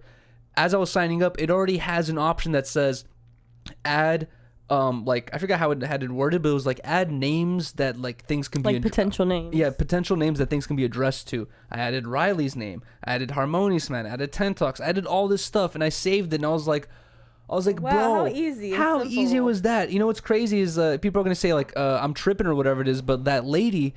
Dude, I literally told her, I was like I've had 2 full conversations with her, like 20-minute conversations. I was telling her like, listen, I'm a YouTuber. My YouTube's name is Harmonious Man. I have a podcast named Tentox. My girlfriend's name is Rylee. We get these packages. Sometimes it's to Rylee, sometimes it's to Tentox, sometimes it's to Harmonious Man. Her response was not go to the website, add the names. Her response was, you have to bring in either a bill or some sort of paper, like government paperwork that says that this name is an official name or some shit like that. And I was like, bro. I was like, I can bring in some paperwork for Harmonious Man, but for Tentox, which is like a lot of shit we were getting was saying Tentox because we do the openings on Tentox. She was like, I can't do that, like blah blah. It was so fucking annoying. But either way, guys, I'm not gonna promote the new address yet because I still have to confirm it tomorrow. But if you follow me on Instagram, Harmonious Yuriy, tomorrow or Tuesday, I will be like finally posting the new address and saying, guys, send your shit to here. You can write whatever the fuck you want now. It doesn't matter. We're not gonna have this like crazy issue package Nazi who's like not gonna give us our stuff. They're anymore. so cool at the other one. So and and also the other one is open on Saturdays. And also the other one is there's like, instead of having 1 or 2 employees working there, there's like 4 minimum at all times. So it's like way quicker. It's like way better. So Rylee was even saying when I first opened this PO box, she's like, why didn't you open the PO box there? And I was like, oh, this one would make more sense, blah, blah. And she was like, no, you should just do that one. But now we have it. Yes. But either way, no PO box opening today. We're going to be doing it hopefully next week with the new PO box. And also a reminder for anyone that doesn't know what I'm talking about, if you guys want to send us anything from your merch to like a thank you card or whatever, just a letter, I don't know, literally even stickers, like literally anything.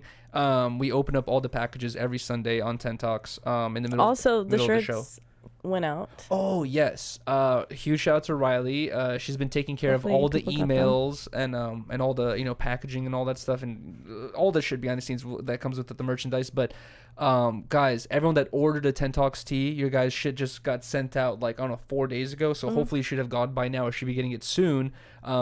There's this one customer that ordered her shirt a while ago. Her thing's gonna be going out tomorrow, right? Huge No, shout- it's already Oh, out. it's already out. Okay, so it's I'm not gonna say her name, but like Yeah. huge shout out to her. Your stuff is finally going out. Sorry for the confusion there, but guys, we only have right now.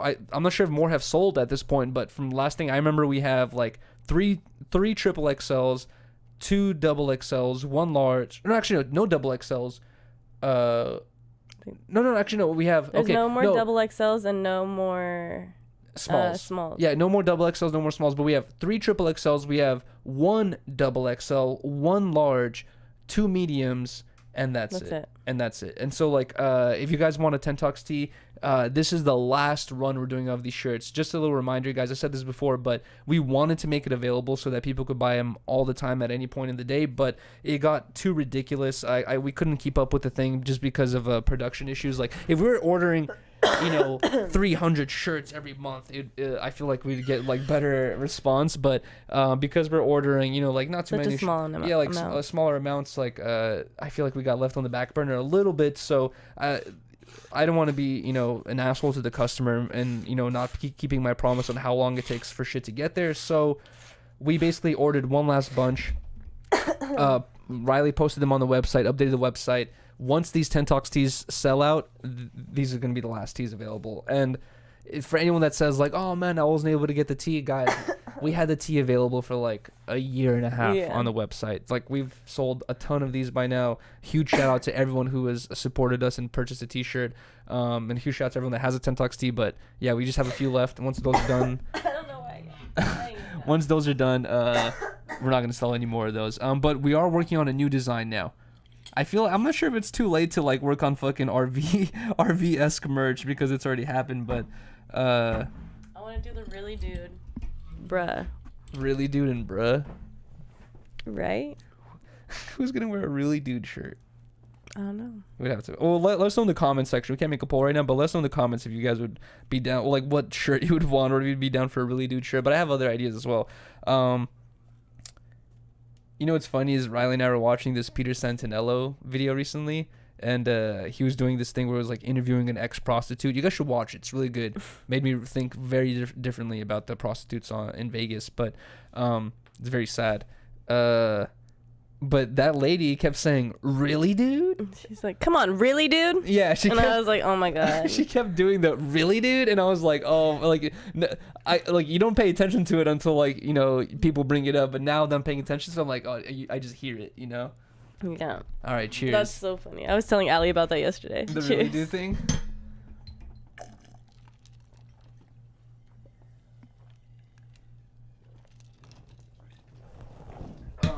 Also, huge shout out to Spliffmode.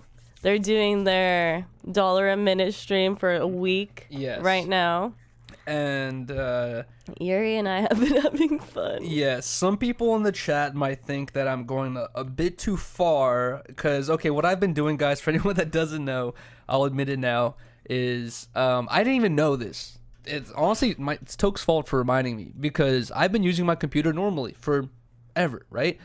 I always just log into my YouTube channel. Everything's, a breeze, chill. While Toke, Spliffmode TV has been doing this $1 a minute stream, at one point, Toke texts me, he says, "Can you do this for me? I should be logged in on your computer." I have no memory ever of Toke ever logging into my computer. I'm not sure why, I don't remember like that ever happening. So I was like, "You're logged into my computer." I look, and I see, boom, I'm logged into Spliffmode TV. So I've been adjusting his TTS noises, and some of them have been getting GIFs. And GIFs as well, and some of them have been getting a little bit loud and out of pocket and kind of crazy. And he thinks they're pretty funny. But last night I told you not to do all those. Yeah, well, yeah. Last night I could tell he was getting a little frustrated with them, and today for sure, now that he's like a little bit off of lack of sleep, he's getting pretty frustrated with them as well, especially the long ones. But to be fair, guys, there was many times in which we're stressing out. Rylee and I are stressing out, arguing or something like that, or something's happening on stream. Toke comes in, 2 Coronas, fucking cracked, just drinking both of them at the same time, going, out of pocket TTSs, let's go. Only out of pocket. Only out of pocket TTSs, come on, baby. Or when I'm like hella tired, I'm like so tired, I just want to get a good night's sleep. And Toke is like, all right, chat, we're about to go to sleep. Hit us with the 7s, hit us with the R's, hit us with the W's. I'm like, bro, like, you don't have to, you're not sleeping next to the speaker, bro. Like, you don't have to deal with it like I do. So I feel like it's just like a sweet revenge on my part. And it's funny. It is hilarious. And it makes it interesting for the chat too, because they're like, oh, I don't know, next? I don't know what sound I'll get this time, you know. But also, I tried I tried to set up media for Toke last night. The media wasn't working, Yeah. so my workaround was basically whenever someone donated for a song, I would just, it's kind of a pain in the ass. That's why I haven't been doing too much. Yeah, it's like a little bit doing too much, but for sometimes it's a little bit funny, so I'm like, whatever. But I have to like take a song, download it, take it to Adobe Premiere, cut out the part that I want, upload it to the thing, save. It's like a whole, it takes like, you know, like, I don't know, like 5 minutes. It's not that long of a process, but if you see me do it, you can think like I'm going crazy right now just to like play a little troll. So for the media donations, I had to just like, whatever song people requested, I had to like make it the TTS noise, and that shit was crazy last night, because honestly I haven't dealt with that. What Toke dealt with last night, I haven't dealt with. Like, I deal with fucking Tripolowski and then 7777. He was dealing with fucking long ass songs, long ass yodeling and fucking I'd be so pissed. Yeah, like, shout out Allie, because I could never. I know Allie was dealing with Allie was like I mean, at some points you do have to just laugh at it. I noticed even last night, Allie was like turning up to the yodeling, and then today I looked up. I said, "What?" I looked up on Google, "What culture is yodeling from?" And it says the Swiss Alps. Oh, okay. So I was like, "Oh, that's why Allie like fucks with the yodeling. It's from her culture." That's fire. No, shout out to Allie, because she's in good spirits always. I know, for real. She makes it fun.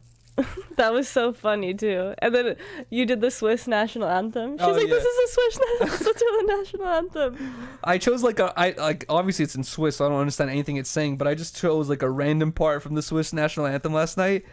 We played it. I thought Allie was asleep already, and then she's just like, "It's the Swiss national anthem." I was like, "Oh shit!" I love her. She of course recognizes it. Yeah. No, That's you funny. kept them up with the fucking Hogwarts and shit. Well, that was when they no woke name. up. That was no name. That's He when they donated woke for the up. Hogwarts shit. That was so funny though.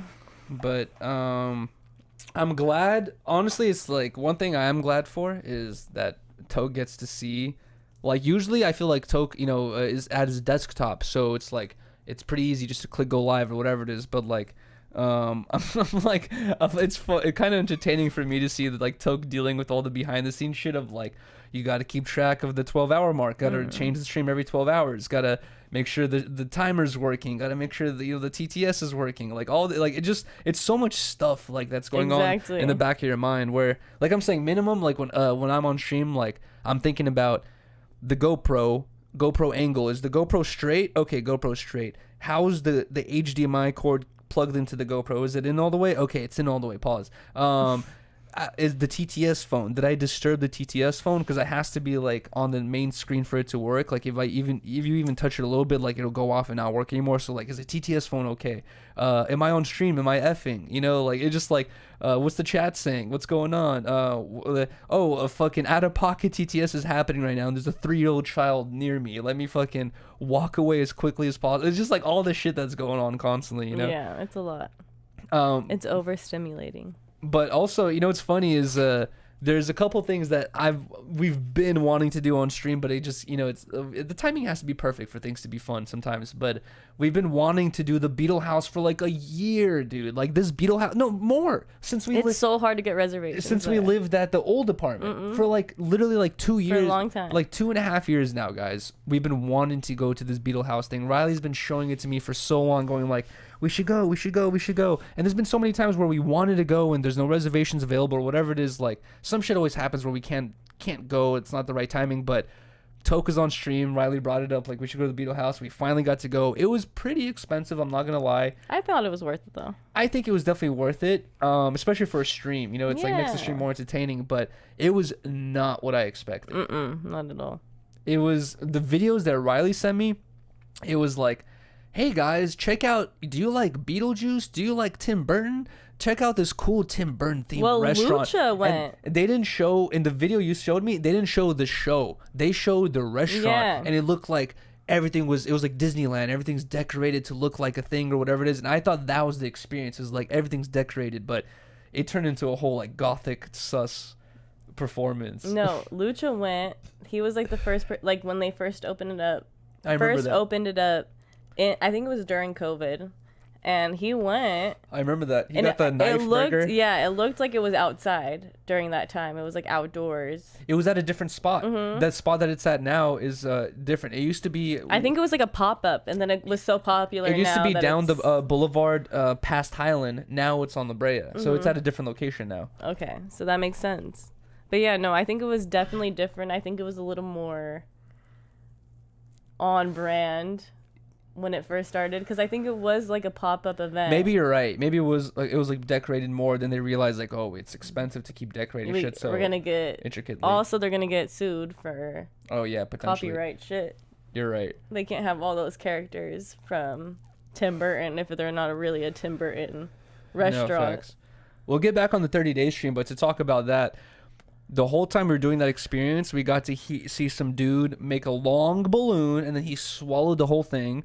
And then some dude came, he sang, and then some girl came, she sang, and then the whole time we're thinking about Jack Skellington. We're like, he's about to be the show topper, right? Like, he's going to have the best show of them all. He came, and he was a terrible singer, dude. Yeah, he sucked. It was so bad. And his laugh, like, it was so annoying. And, like, I should probably clip that and donate it, like, have it Pablo and CTS noise, because that shit was so annoying and loud, bro. The balloon swallower was definitely the best. Yeah, he was. Oh, of course you like him. What the fuck? No, he actually had like a skill. He could do magic. Funny. He had a skill. He could swallow a balloon. What was funny and interesting is that girl who performed. I like that song, Painted Black. I forgot what group. I think it's AC/DC, but I forgot who the. No, fuck, I forgot who sang that song. But I like that song, Painted Black. She did a terrible rendition of it. It was like not that good. They need better performance. But sure. I thought it was chill. But then afterwards, she just came up to our table with the little pumpkin. She didn't say like, "Hey, like, would you guys like to donate?" It was just like she just came up and like stared at us, and I was like confused. I was like, I didn't know like. Me too. After she left, the chat was saying like, "Oh, it's a donation thing," and I was like, "Oh, we were supposed to donate," but like she just came up to us awkwardly with the pumpkin and didn't say a word. I was like, "What the fuck?" The other people had like charisma and were actually talking to the table. The other dude showed me a magic trick. Yeah. That's why he got the and he didn't even get the tip. Yeah, he did. The other people did. Jack and her. Oh, wow. Oh, yeah, we did give Jack a tip. But that show was definitely interesting. Either way, okay, so to get back to the 30-day stream, Ebony Beach Club. Fuck, dude, my memory's so shitty. Go Skate Day. Was that after? Yeah, I think so. It's the 21st. So yeah, it is after. So yeah, Go Skate Day. Go Skate Day was interesting. No, a couple things I realized. Number one is people always talk about how skateboarding is a kid's sport. You know what I mean? Like really realistically, especially after today, the X Games was doing this live stream at this middle school that has this giant like 4-block with the rail. It was really cool. I was like watching it earlier, but during this live stream, I didn't realize this, but they had this like little memory like flashback type thing, and one of them was about Chris Jocelyn. This is about like a little skateboarding talk. Sorry guys to anyone that doesn't know what I'm talking about, but they had this skateboarder Chris Jocelyn talking about his experience skating this spot, and he had said that he did this crazy super difficult trick at this spot, and I've seen this clip before, but he said, I didn't know this, he said he was 14 when he did it, and I didn't know that, and I was like, bro, that's fucking insane that he was 14 when he did this trick that was like putting other professional skaters, not to shame, but like putting other professional skaters to this point where they're like, oh shit, like he just did something crazy, like we gotta like, you know, up the notch a little bit or whatever it is. And he was only 14 at the time. After this Go Skate Day, I really realized like, bro, everyone here is like 15, dude. Everyone here, if you look at my stream, everyone there's like 15, 16. Granted, it was in the middle of the week. I forgot what day it was, but it was a work day. A lot of people who are my age or, you know, 18 or over are probably at work at that time. I was obviously, you know, like on stream, so I didn't have, like, I was not at a job or anything like that, but all the people available at that moment would probably be younger people who don't have jobs or people who are doing something that, you know, doesn't require them being at a certain location. But it was a ton of younger people. I felt like the oldest person there. It's the youth.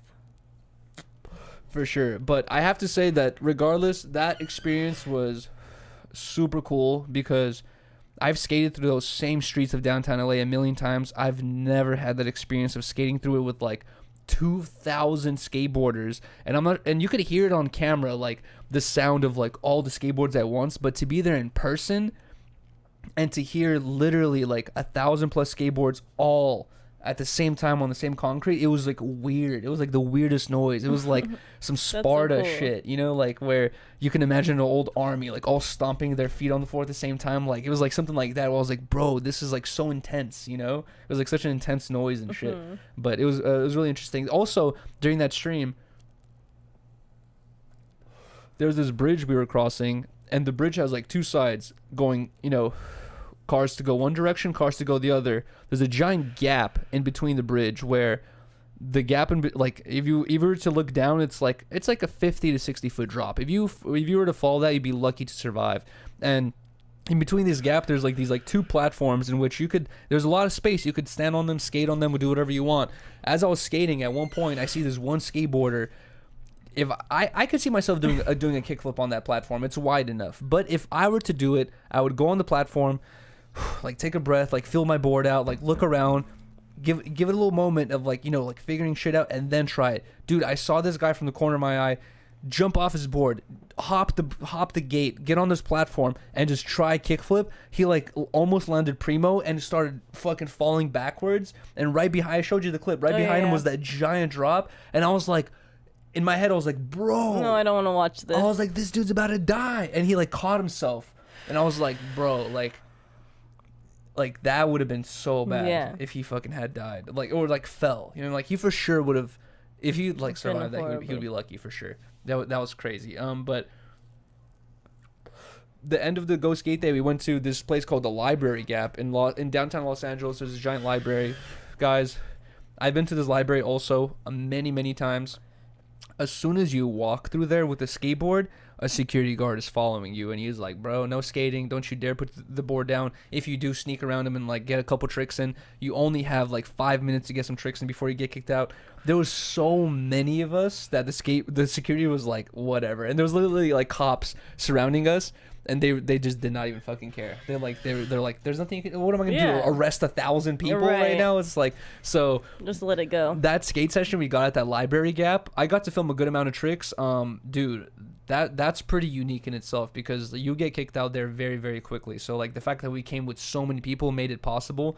But what was interesting was you really like, I really saw the importance of leadership there, because that whole skate group from the beginning of when I met them to the point to the Library Gap was all led by the homie Miklo and his and like he was a part of this whole group.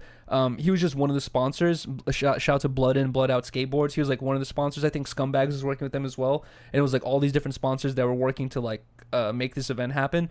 And then once it ended, he on the microphone he was like, "Hey guys, thank you for coming out. Like, peace everyone." Everyone just like kind of like dispersed, like slowly. Some people were like standing around like, "Oh, I'm still trying trying to skate and like, you know, turn up, like it's still middle of the day, like what do we do?" And then you realize like, bro, like this group, you know, this dude and like these group of people got so many people together. As soon as they were like, "All right, peace," like everyone just like, yeah, like what do we do now? You know, it's so confused. Like you need someone to be like, "We're doing this." They like, need a leader. Yeah, you need someone to be like, we're all going down this street now, or whatever it is. Like it was like pretty interesting to see like how the fucking energy just completely died as soon as they were like, "All right, thanks everyone. Have a great night." Yeah, have a great night. And then it was like, "All right, what do we do now?" There's 1,000 of us. What can we possibly do? You know, you need a good leader just to tell everyone, like get everyone hyped. Guys, we're all gonna go to this park right now. It's gonna be insane. You know what else I realized that day? I already knew this. Bryan Arnett, I'm super grateful to have him as a friend, as like a close friend like that, because like he's in the same world that I'm in, and like also he's like very successful at it as well, and he's very humble. But that day I realized like how big of a celebrity he is in the skateboarding world. And like I said, it's like a lot of 15-year-olds and 16-year-olds, but he showed up there, and I'm not sure if I caught it on stream or not, but I saw two kids. One of the kids was in tears. One of the kids was like between the ages of like 6 and 8, and he was like holding a little skateboard like in tears, talking to his like big homie or his brother, going like, Bryan Arnett's here, oh my god, like, and I was like, and I was like, holy shit, this kid is crying because Bryan Arnett is here right now. Oh my god, that's fucking funny. And then I saw this other kid later, same thing, he was like going up to his like homie or like big homie or brother, and he was like, oh my god, Bryan Arnett is here. He was like so juiced. But if you watch Bryan Arnett's Go Skate Day vlog, like he just has like fucking like 300 people surrounding him going like, Bryan. Like it was so interesting to see that. I was like, damn, bro, the intense fandom, you know what I mean? Like, especially when you go to a place where like everyone's there is a skateboarder, right. You know what I mean? Like everyone's gonna recognize you for sure. It's so interesting. But yeah, that day was for sure fun. And I've only done like one Go Skate Day event where I go like on this giant skate with like a bunch of people and stuff. But every year in Los Angeles on the 21st of July, or June, right? June 21st? Yeah, June 21st. Every year, guys, there's like many events like that. That was like a really big one, but there's a bunch of events like that where people just all meet up and just take over the streets and skate. I think one year they took over the freeway and shit. But I usually never take part in it. You know, like that's another example of the stream like pushing me to do things that I usually would be like, I'm tired, or something like that. No, that was like kind of the best part. We were constantly doing something new. No, facts. And then after that day, honestly, like I was saying, like the energy just kept dying down and down. And I have to give a huge shout out and appreciation to, I didn't even know this was like a thing. But at a certain point, people are like naming themselves like the night shift, where they're like, Yuri, when you go to sleep, like there's us who keep the chat going and keep the timer going. Sorry. And I have to give a huge shout out to the people who kept the timer going. We went 27 days for this dollar minute. We literally were like 6 hours away from hitting day 28, but we basically hit day 28, or day 27, I think. We were like 6 hours away from day 27. I mean, but. Either way, I have to give a huge shout out to everyone that kept the timer going, and then also a huge shout out to the night shift, because like that's like a real selfless act right there, guys. To be honest, it's like it's people who, you know, are probably like, you know, they enjoy the content and they can understand that like, oh, once Yuri wakes up later this day, he said he's gonna go do this and meet up with Paul Lord and Allie and do that or whatever it is. Like, but right now he's sleeping. Timer's at 20 minutes. Let me donate right now to keep the timer going so we can keep the content going. So like, I feel like not only do I owe them a huge thank you and shout out to them, but like to everyone that enjoyed the 27 days, you know, the 30-day stream, but the $27 minute stream. Like, I feel like you guys also like, oh, like people like that, a thank you, because like they really kept the content going, bro. Like if the timer had ended on like day 15 or day 20, it would have been really hard for me to think or to justify like, bro, I'm gonna stay on stream for another 10 days just to hit day 30. But once I saw that the timer ended on like basically day 27, I was like, bro, we just did 27 days on stream. What is another 3 just to say we hit day 30, you know? So yeah, huge shout out to the fucking night shift squad. I appreciate you guys so much, man. Huge shout out to everyone that kept the timer going. No, there would be times where I wake up at like 4 a.m. and I just like randomly go in the chat, and they would be like, people be like, I'm smoking PCP, like I'm crashing out right now. What the fuck? I'm just like, what is going on? Yeah, the night chat was definitely different than the day chat, but I'm sure there was other memorable moments that I can't remember right now, but like just to get to the conclusion of the 30-day stream, like it was the last day, right? Mm-hmm. And the last day, guys, you know, I know people are going to be like, you have no right to talk about money stuff when you did this whole dollar minute stream, but like I said before, I have never spent that amount of money in a month.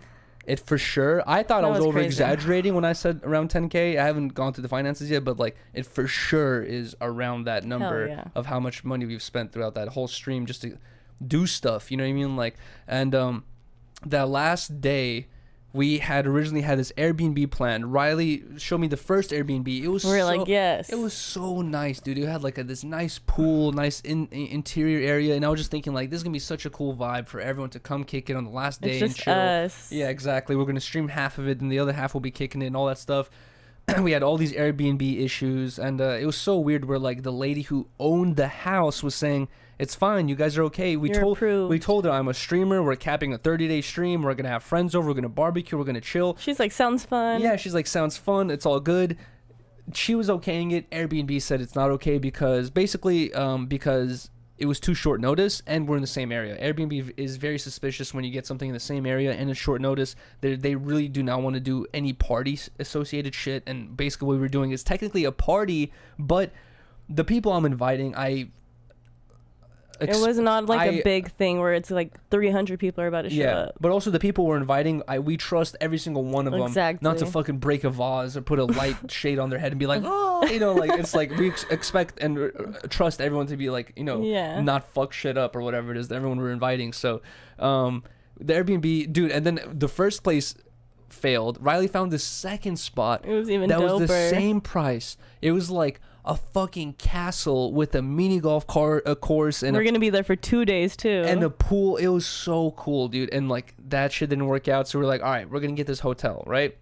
And I talked about this on on Reconnected, so I'm sorry if I'm repeating myself, but I learned a couple things, which is number one, cabanas are expensive, and I have a whole nother level of gratitude for people that have invited us to cabanas or me to a cabana, because I've done it before, joined, and I never really thought once that the homie just paid $1,000 for this. For real. It's literally like that. Yeah, so like I have another level of respect and gratitude for people that have invited to like us to shit like that, like just saying, oh yeah, come through, you know, because it's like you have only a certain amount of people that you can invite, all that stuff, so it's like a big deal to, you know, share something like that. So I appreciate anyone that's done that for us, but we ended up doing that, and like I said on Reconnected, but at one point Rylee bought bottles, snacks, bought all this shit. I didn't buy bottles. Champagne? Didn't you buy extra champagne? No. Oh, but you bought snacks. You bought a bunch of snacks and shit. Rylee racked up $70, $69 on her card, right? And at one point towards the end, this lady comes over to me, like the waitress, and she's like, hey, you've only spent $69. Like, you got to spend another $150. And I was like, what? Like, what do you mean I have to spend another $150? And I was like, I was about to start questioning her, and then both Chris and I think, I can't remember, Zeke, right? Mm-hmm. They were like, Zeke and Katie. Yeah, Zeke. They were like, yo, like Yuriy, like chill, it's fine, like whatever it is. And they talked her off, and like she walked away, and they told me like, bro, like when you get spots like this, not only do you pay the crazy price for the cabana, but you promise to pay or spend another level, you know, amount of money. And I was kind of confused by that, because it's like, for me personally, if you're already spending that amount of money on the cabana, I feel like, you know, saving a couple $100 is not that big of a deal. So you might as well hit us with the full price. You might as well hit us with the, hey, this is gonna be $900 to $1,000, and you get all the shit included, right? They hit us with, this is gonna be this much, which seems affordable, but then you have to spend this much more money. You know what I mean? Like, it was like kind of like very interesting. But either way, that whole thing had happened, and then everyone was just getting really lit. Everybody got super lit. I thought we would drink everything. We took so many drinks back home, but we bought so much drinks and liquor and mixed drinks and Coronas and White Claws, and everyone just got so drunk. And I feel bad, and I was like kind of stressed out about this, but I wanted to end the stream with Rylee. I felt bad too. But Rylee got, you know, really lit too, and I was just like, okay, like we should just cap the stream here. I'm so sorry. Not because of Rylee, but because everyone was just like, it was just turning into like a shit show. Everyone was getting really drunk. Well, that's what I learned afterwards, and thank God I learned that everybody was getting lit. Yeah. But it was bad, so I'm glad it got. We were dealing with hotel issues. We were dealing with this and that. Like everyone was drunk, and I was just like, bro, we should end this now before this goes too far. So I was like, all right, guys, we're gonna end the stream right now. And I really wanted to end it with Rylee, but you know, unfortunately, we couldn't. But we ended the stream there, and then after we all went back to the hotel room. Toke went back live on his stream, and we all just continued to get more lit. And like, you know, I don't want to be like a defender of liquor, but like people always say like that when it comes to like liquor and alcohol, like trouble ensues, and for sure that was like a thing with everyone. Everyone just got way too drunk. Everybody got too drunk. Everyone just got way too lit, and then at a certain point we're like, Toke had ended his stream. We're like, let's go to some restaurant, right? We went to this restaurant across the street. We can already say it now. It's this restaurant that Rylee and I went to on our very, very first. No, we didn't. Yeah, that was it. That was it. No, it wasn't. That was Yukaku. Oh, yeah. Okay. That was it. Yes. So we went to. Now you're talking about the other place. When Rylee and I like basically celebrated us getting in a relationship and our Valentine's Day. we went to Gyukaku right across the street from the hotel. And we were like thinking like, let's all go to get there together. But because we had such a big group, they were like, yo, like It's too late. You know what's funny, babe, is we had everyone outside, and then me and Ethan, or Ethan and I walked in. Or no, I think it was Pollard and I forgot who, but like me and someone else walked in to like get the table, right? And as soon as we walked in, we looked like a separate group. We didn't look like we were attached to you guys anymore. So when we walked in, we saw the waitress lady who was like, seating everyone. And I saw her look outside and go, oh, no, it's not going to work. feel No. that. And she wasn't talking to us. She was talking to her coworker, right? And she was like, it's not going to work. That's crazy, blah, blah, like whatever. fuck. It's way too late. Blah. And she was like basically like going off, and she walks off. And I talked to her coworker. I was like, yo, Everything good? I was like, is everything good? Like, is this too crazy? And then I thought it was a coworker, and he was just a fucking customer. And he's like, I'm just waiting for my table. Like, I don't know what's going on. And then she came back. And I was like, hey, you guys got a table for 10? And she's like, no, that's the type of thing you got to call advance in, blah, blah. She was like, I could tell because they were about to close, and we came with 10 people. She was stressing. So she was just like, I feel that. She was like, no, like, that's not going to work. And she was like really mad about Same. it. But we went literally right to the next spot over. We went to Fogo de Chao, and that shit was really bomb. But I was too that late. shit fucking ran up a bag real quick. And that's where I was like thinking like that last day was for sure the most expensive day, with everything included, with all the additional charges, the bottles, the alcohol. We spent the extra charges that I got charged. and then Rylee got charged the smoking charge because we smoked in there. $500. Rylee got charged the $500 smoking bro. It was a shit show, bro. It was too much. The Fogo de Chao was fucking bomb. And one thing I have to say about, I've been to another Fogo de Chao where it did not have a buffet section where you get to go get some Like a salad. salad bar. Yeah, salad bar. This one had a salad bar, and the salad bar was really nice. They had like all this, different shit, like, I forgot exactly, like fruits and vegetables, all this shit, like salads. But then I get to the end of it where they had a fucking, what's it called? What's that meat called? Prosciutto. They had a fucking prosciutto leg, and Rylee and I have watched videos about prosciutto legs. Those things are $1,000, bro, like minimum. And I literally walk over there, and they had a prosciutto leg on display. They didn't have a knife there, but it looks like you can call someone over and tell them like, yo, can you carve me some slices? Fresh shit. Yeah, exactly. So they had a whole prosciutto leg just sitting right there, and I was like, damn. You're about to take the whole leg. No, honestly, I should have. But I should have told him, like, yo, what time do you guys close? I'll take the shit home. But, bro, they had a whole prosciutto leg on the fucking salad bar. I thought that was sick. Huge shout out to Bryan Arnett. He came through, and he brought a cake for me that said day 30 or whatever it is. And I appreciate him so much for doing the putting in the effort to do that for us. Thank you so much, Bryan Arnett. But when we got to Fogo de Chao, we walked in. I had the cake with me. One of the ladies, employees, she came up to me. She's like, hey, you want me to take the cake and put it in the fridge for now so you guys can eat it later? And I was like, yeah, perfect. I gave her the cake. We forgot it there, dude. We left the cake at Fogo de Chao. We never got to eat it. I'm sorry. I bet it was delicious. I bet it was delicious. It looked very good, but I'm sorry, Bryan Arnett. I appreciate you so much, but I literally brought it with me to the restaurant. Yeah, I tried, but we were all lit and we forgot it. What else had happened? Oh, also huge shout out to everyone that came, bro. Shout out to Vel, shout out to Brittany, shout out to Paula, shout out to Ali, shout out to Ali's cousin, shout out to Gary. Sandman. Gary, shout out to Sandman. Shout out to fucking Chris. Shout out to Freddie Percury. Shout out to Nick Tucker. Bro, I appreciate Nick Tucker so much, man. He's such a supportive and good homie, and I'm really grateful that like we're able to become friends and shit. And bro, he brought Jeff Desher with him, which Rylee doesn't know who that is, but this guy is like, he's known on Instagram like to be like super gnarly with he skates really big stair sets, and usually when someone skates a big stair set, they'll do a kick flip, they'll do a tray flip. He skates the same giant stair sets, but he'll do a double kick flip or a triple kick flip. He'll do a double tray flip. He does like harder versions of every trick that everyone else has done. Basically, he's like super gnarly. Like, I don't know. I appreciate the fact that Nick Tucker brought him. I appreciate the fact that Jeff Desher showed up and seemed like he had a good time as well, and like it was really chill. And also Nick Tucker hooked me up with one of his boards. I'm gonna set up very soon.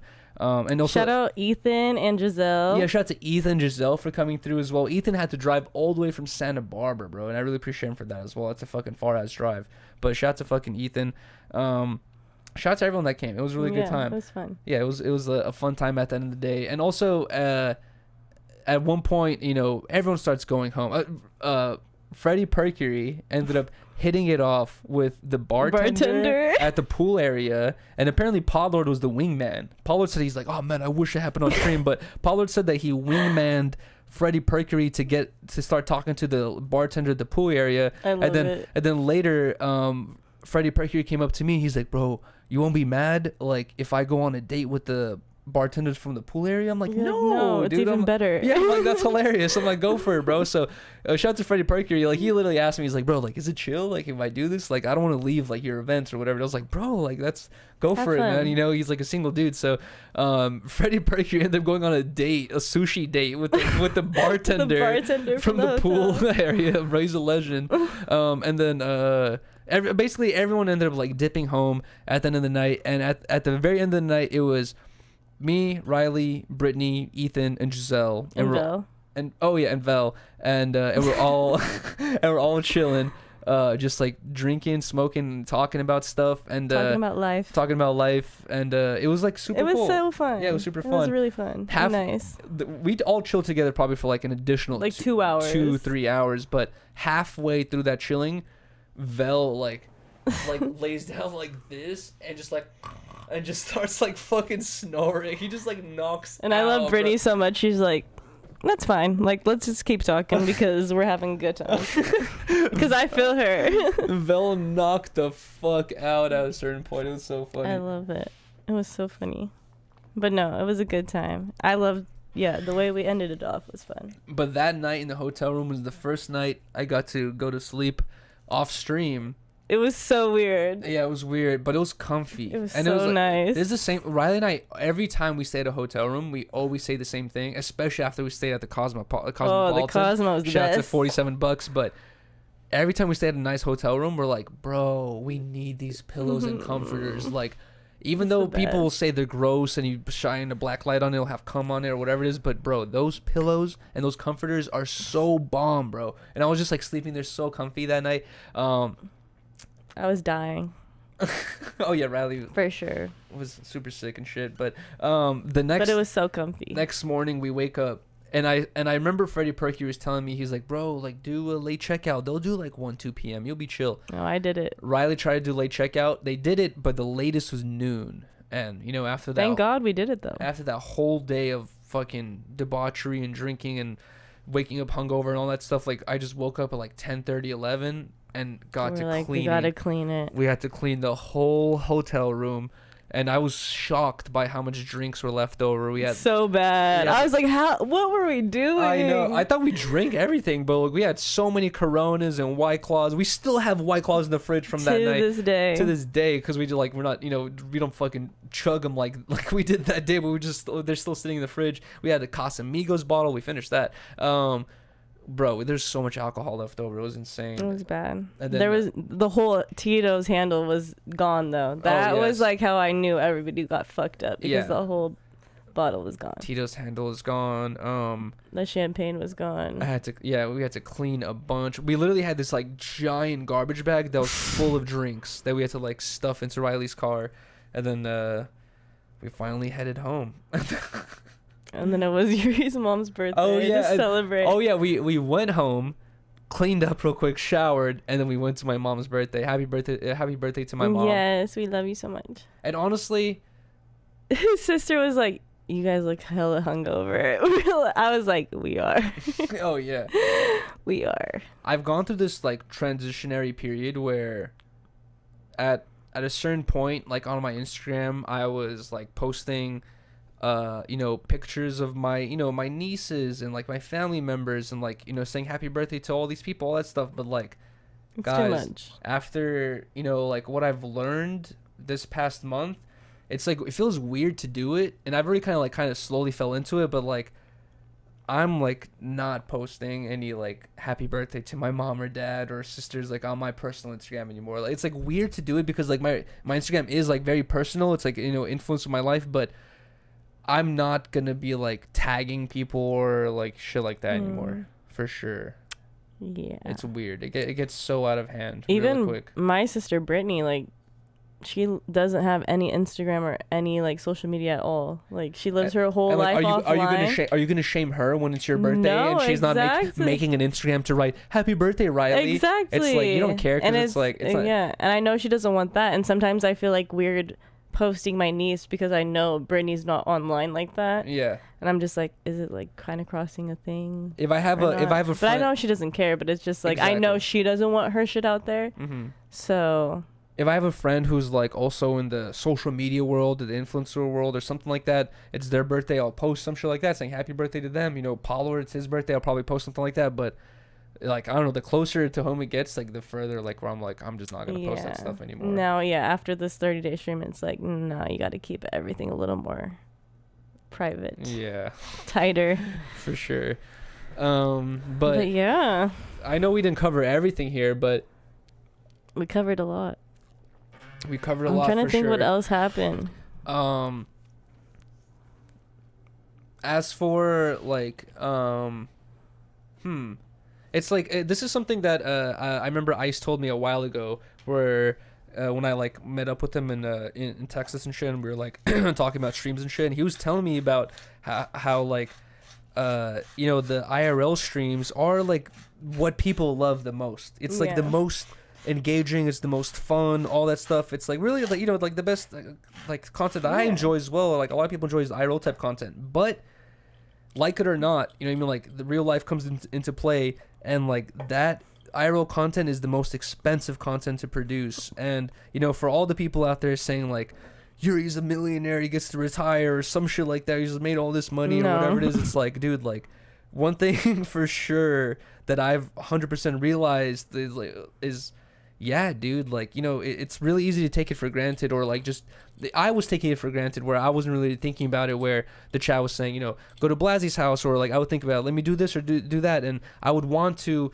number one, Uber, because driving such a bitch, the stream's gonna F to get the car. It's more interesting if I can have a couple of drinks as well, whatever. I don't want a DUI, all that shit, you know. It's just like all the shit comes into play where I would prefer to Uber. And then also, depending on the Uber driver you get, it can be interesting. You can get a really funny Uber driver, you know, like the chat can get involved, all that stuff. So like it's like it just makes for better content. But that shit racks up so fast, dude. The scooters, bro, like the scooters is one thing for sure. That one stream I did in San Francisco, oh, there was multiple streams I did with Vel and in San Francisco, where whenever I did the scooter thing, I was doing this shit where like I can buy a bunch of like 2 hours at a time for like a discounted price, and I could do that for myself. But when it comes to like me scanning other people's scooters and like getting them on, and then we're both fucking scootering for an hour, guess what? It's gonna be like $50 for his scooter. You know what I mean? Like it's like shit like that just racks up so quick. And then that's where I was like really realizing like, yeah, like dude, these IRL streams, like it at a certain point it just pays for itself just to keep the stream going. You know what I mean? Like, but then that's like there's no longevity in that. It's like it gets kind of crazy. I don't know. It gets very, very difficult. At the end of the day, you grew your audience a lot. I feel like we have a bunch of new people in the chat, and yeah, you have to kind of invest. You kind of have to invest. Sorry, you kind of have to invest in yourself like that. No, exactly, and that's the one thing where like now I would your feel, content was so interesting, and like everybody's so sad after you ended it, you know. And I would feel guilty as a person to be like doing this $minute stream, and we hit day 27, and all we did was stay in the room all day. Right. You know, I'd be like, and when we did the 5-day stream, I was literally complaining the whole time, saying like, bruh, guys, like I wish we can go do some IRL stuff right now, but I can't. I didn't have the ability to do the you know, the live view and all that stuff now, you know, like that I can do now. But now I'm super appreciative that like I have the setup that I do, that it makes it way more engaging and fucking, you know, smooth and all that stuff. And I can't do it exactly now. The next couple IRL streams for sure are going to be off my normal backpack setup, but within the next month, I think for sure I will have the new live view, which I'm really excited about, because it should just be like better quality. Not better quality, but like more consistent quality. You know, like there should be way less Fs, technically, hopefully. That's what I'm like crossing my fingers for. But yeah, that kind of summarizes like the whole 30-day stream. Would you ever do it again? I don't know. I have to be in a better place, I feel like, mentally. I was literally thinking at first when we're in it, I was thinking like, never again. I would never do this again, you know. But now that we're done with it, I'm kind of thinking like, I would not be against the idea of doing it again, but for sure it would have to be a thing where I spend, or you know, we spend like a week making phone calls and planning it in advance. You know what I mean? Like calling the Queen Mary 2 weeks in advance and telling them, hey guys, We're booking it for this. we're booking it. We're gonna be on stream. Blah blah blah. And also, can I also say that the Queen Mary thing, which was like one of our big flops, I guess. Well, it was still entertaining, but it was our big flops where we really were excited. Everyone in the chat was so excited for this Queen Mary stream. Some asshole in the chat called them. Who knows what they told them, and they basically like said, you guys can't stay here. What's annoying is that day the lady said, I can't answer any questions. I'm basically just an employee. I'm delivering the message. You can't stay here. You know, if you have any questions, call this number. I called that number like 10 times. No reply, no callback. That's even more frustrating for me. Like now I'm like, bro, like you guys are just annoying. I want to get in contact with them and be like, bro, guys, we like can't explain our case. like like you're really just gonna listen to like some random shit and be like, that's it, they're, you know, discounted. Write us off. Yeah, write us off forever. Like, bro, that's kind of annoying. But I have not been able to fucking plead my case with Queen Mary still. It's been like 2 weeks. They still fucking don't give a fuck, bro. So, you know, and what sucks is like, dude, like, what if like on some date shit, like off stream, we wanted to do that? We're gonna just be canceled. Are they gonna be like, nah, fam, we heard about you. You're the Satanistic couple that's coming here with the salt and the candles. Oh my god. Like, I don't know what the fuck they could have told them. That was so bad. All right, whatever. One shot to end it off. Yes. And then we'll smoke that on the after show. Sure. Okay. All right, guys. Yeah, we're going to take one last shot to end off this podcast. Huge shot to everyone that's been a part of this or is a part of this right now. Like always, we haven't done this in a minute, but, you know, we might have some new people in here. Guys, we always do this podcast. If anyone's wondering why we're not reading the chat, why we have no TTS on or anything like that, it's because during the podcast, it's good to, not read the chat, not get distracted. All that. It just becomes distracting. It's good to focus in on the conversation on shit during an actual podcast. So, that's why we haven't been talking to the chat or anything like that. But we always end off the stream. Within 5 minutes, we start a new stream titled the 10 Talks After Show, where we can actually read the chat, interact with you guys, and see what you guys think about the podcast or what we've talked about. Maybe bring up other shit we haven't brought up. I don't know. But yes, we will still be doing an after show. Maybe like a 30 to 45 minute after show. But either way, huge shout out to everyone that has joined. We appreciate you guys so much. It feels so weird doing this. Also, we missed you. I know, we definitely missed you. I definitely for sure missed you guys. People were saying that in the chat when I was with Toke the other day. They're like, Yuri misses the chat or whatever. And like, yeah, I definitely miss it. Like, it's like fun. Me too. But also, I have to say this. Fuck, I can't remember his name, dude. I wish I could remember right now off the top of my head. I haven't said it in a minute, so I can't remember. But huge shout out to the person who helped make this 10 Talks background and all the other backgrounds that we've used and all the, animated shit that we use in the background, all that stuff. I appreciate you so much, man. But guys, I've officially mentally committed to this. We will be switching up the scenery here. I need way more shelving space. There's no room in this room anymore, bro. Like I keep trying to organize and I keep realizing like I just have no space. I have all this stupid stuff stored, like fucking Perrier, Murakami shit. Like it just takes up so much room. the pop figures, all that stuff. 11 cases of it. I can't separate from it, So like I've just committed to, we're gonna get rid of the green screen. We're gonna completely just fill up the whole back wall with shelves. Maybe the left and the right walls with shelves as well. Riley's gonna get half of her stuff, where it's just going to be all her stuff that she's into and stuff that she would want to display, and I get the other half of stuff that I want to display and put up and shit. So just warning you guys, we're going to get rid of the green screen very soon. Yes, in construction. It's also going to get rid of the green screen for my desktop streams too, because it's like in the background. But I do I'm not against the idea of like getting a pull down for just like when I'm at the desktop, because it makes it pretty cool. But either way, all right, thank you guys so much. If you guys can, it really helps grow the channel. Drop a like if you guys can. Drop a comment saying anything you want. Subscribe if you haven't already. We're super close to 12K subscribers, and honestly, we need to promise something for 20. Once we hit 20K subscribers, we gotta do something insane. New 30-day stream. Another 30-day stream at 20K. Oh my god, I feel scared to promise that. I know, me too. But we're definitely gonna promise something once we hit 20K for sure. But either way, Cheers. shout out to everyone that's in here. Shout out to the Harmonious gang. We We love appreciate you guys you. so much, man. Let's go.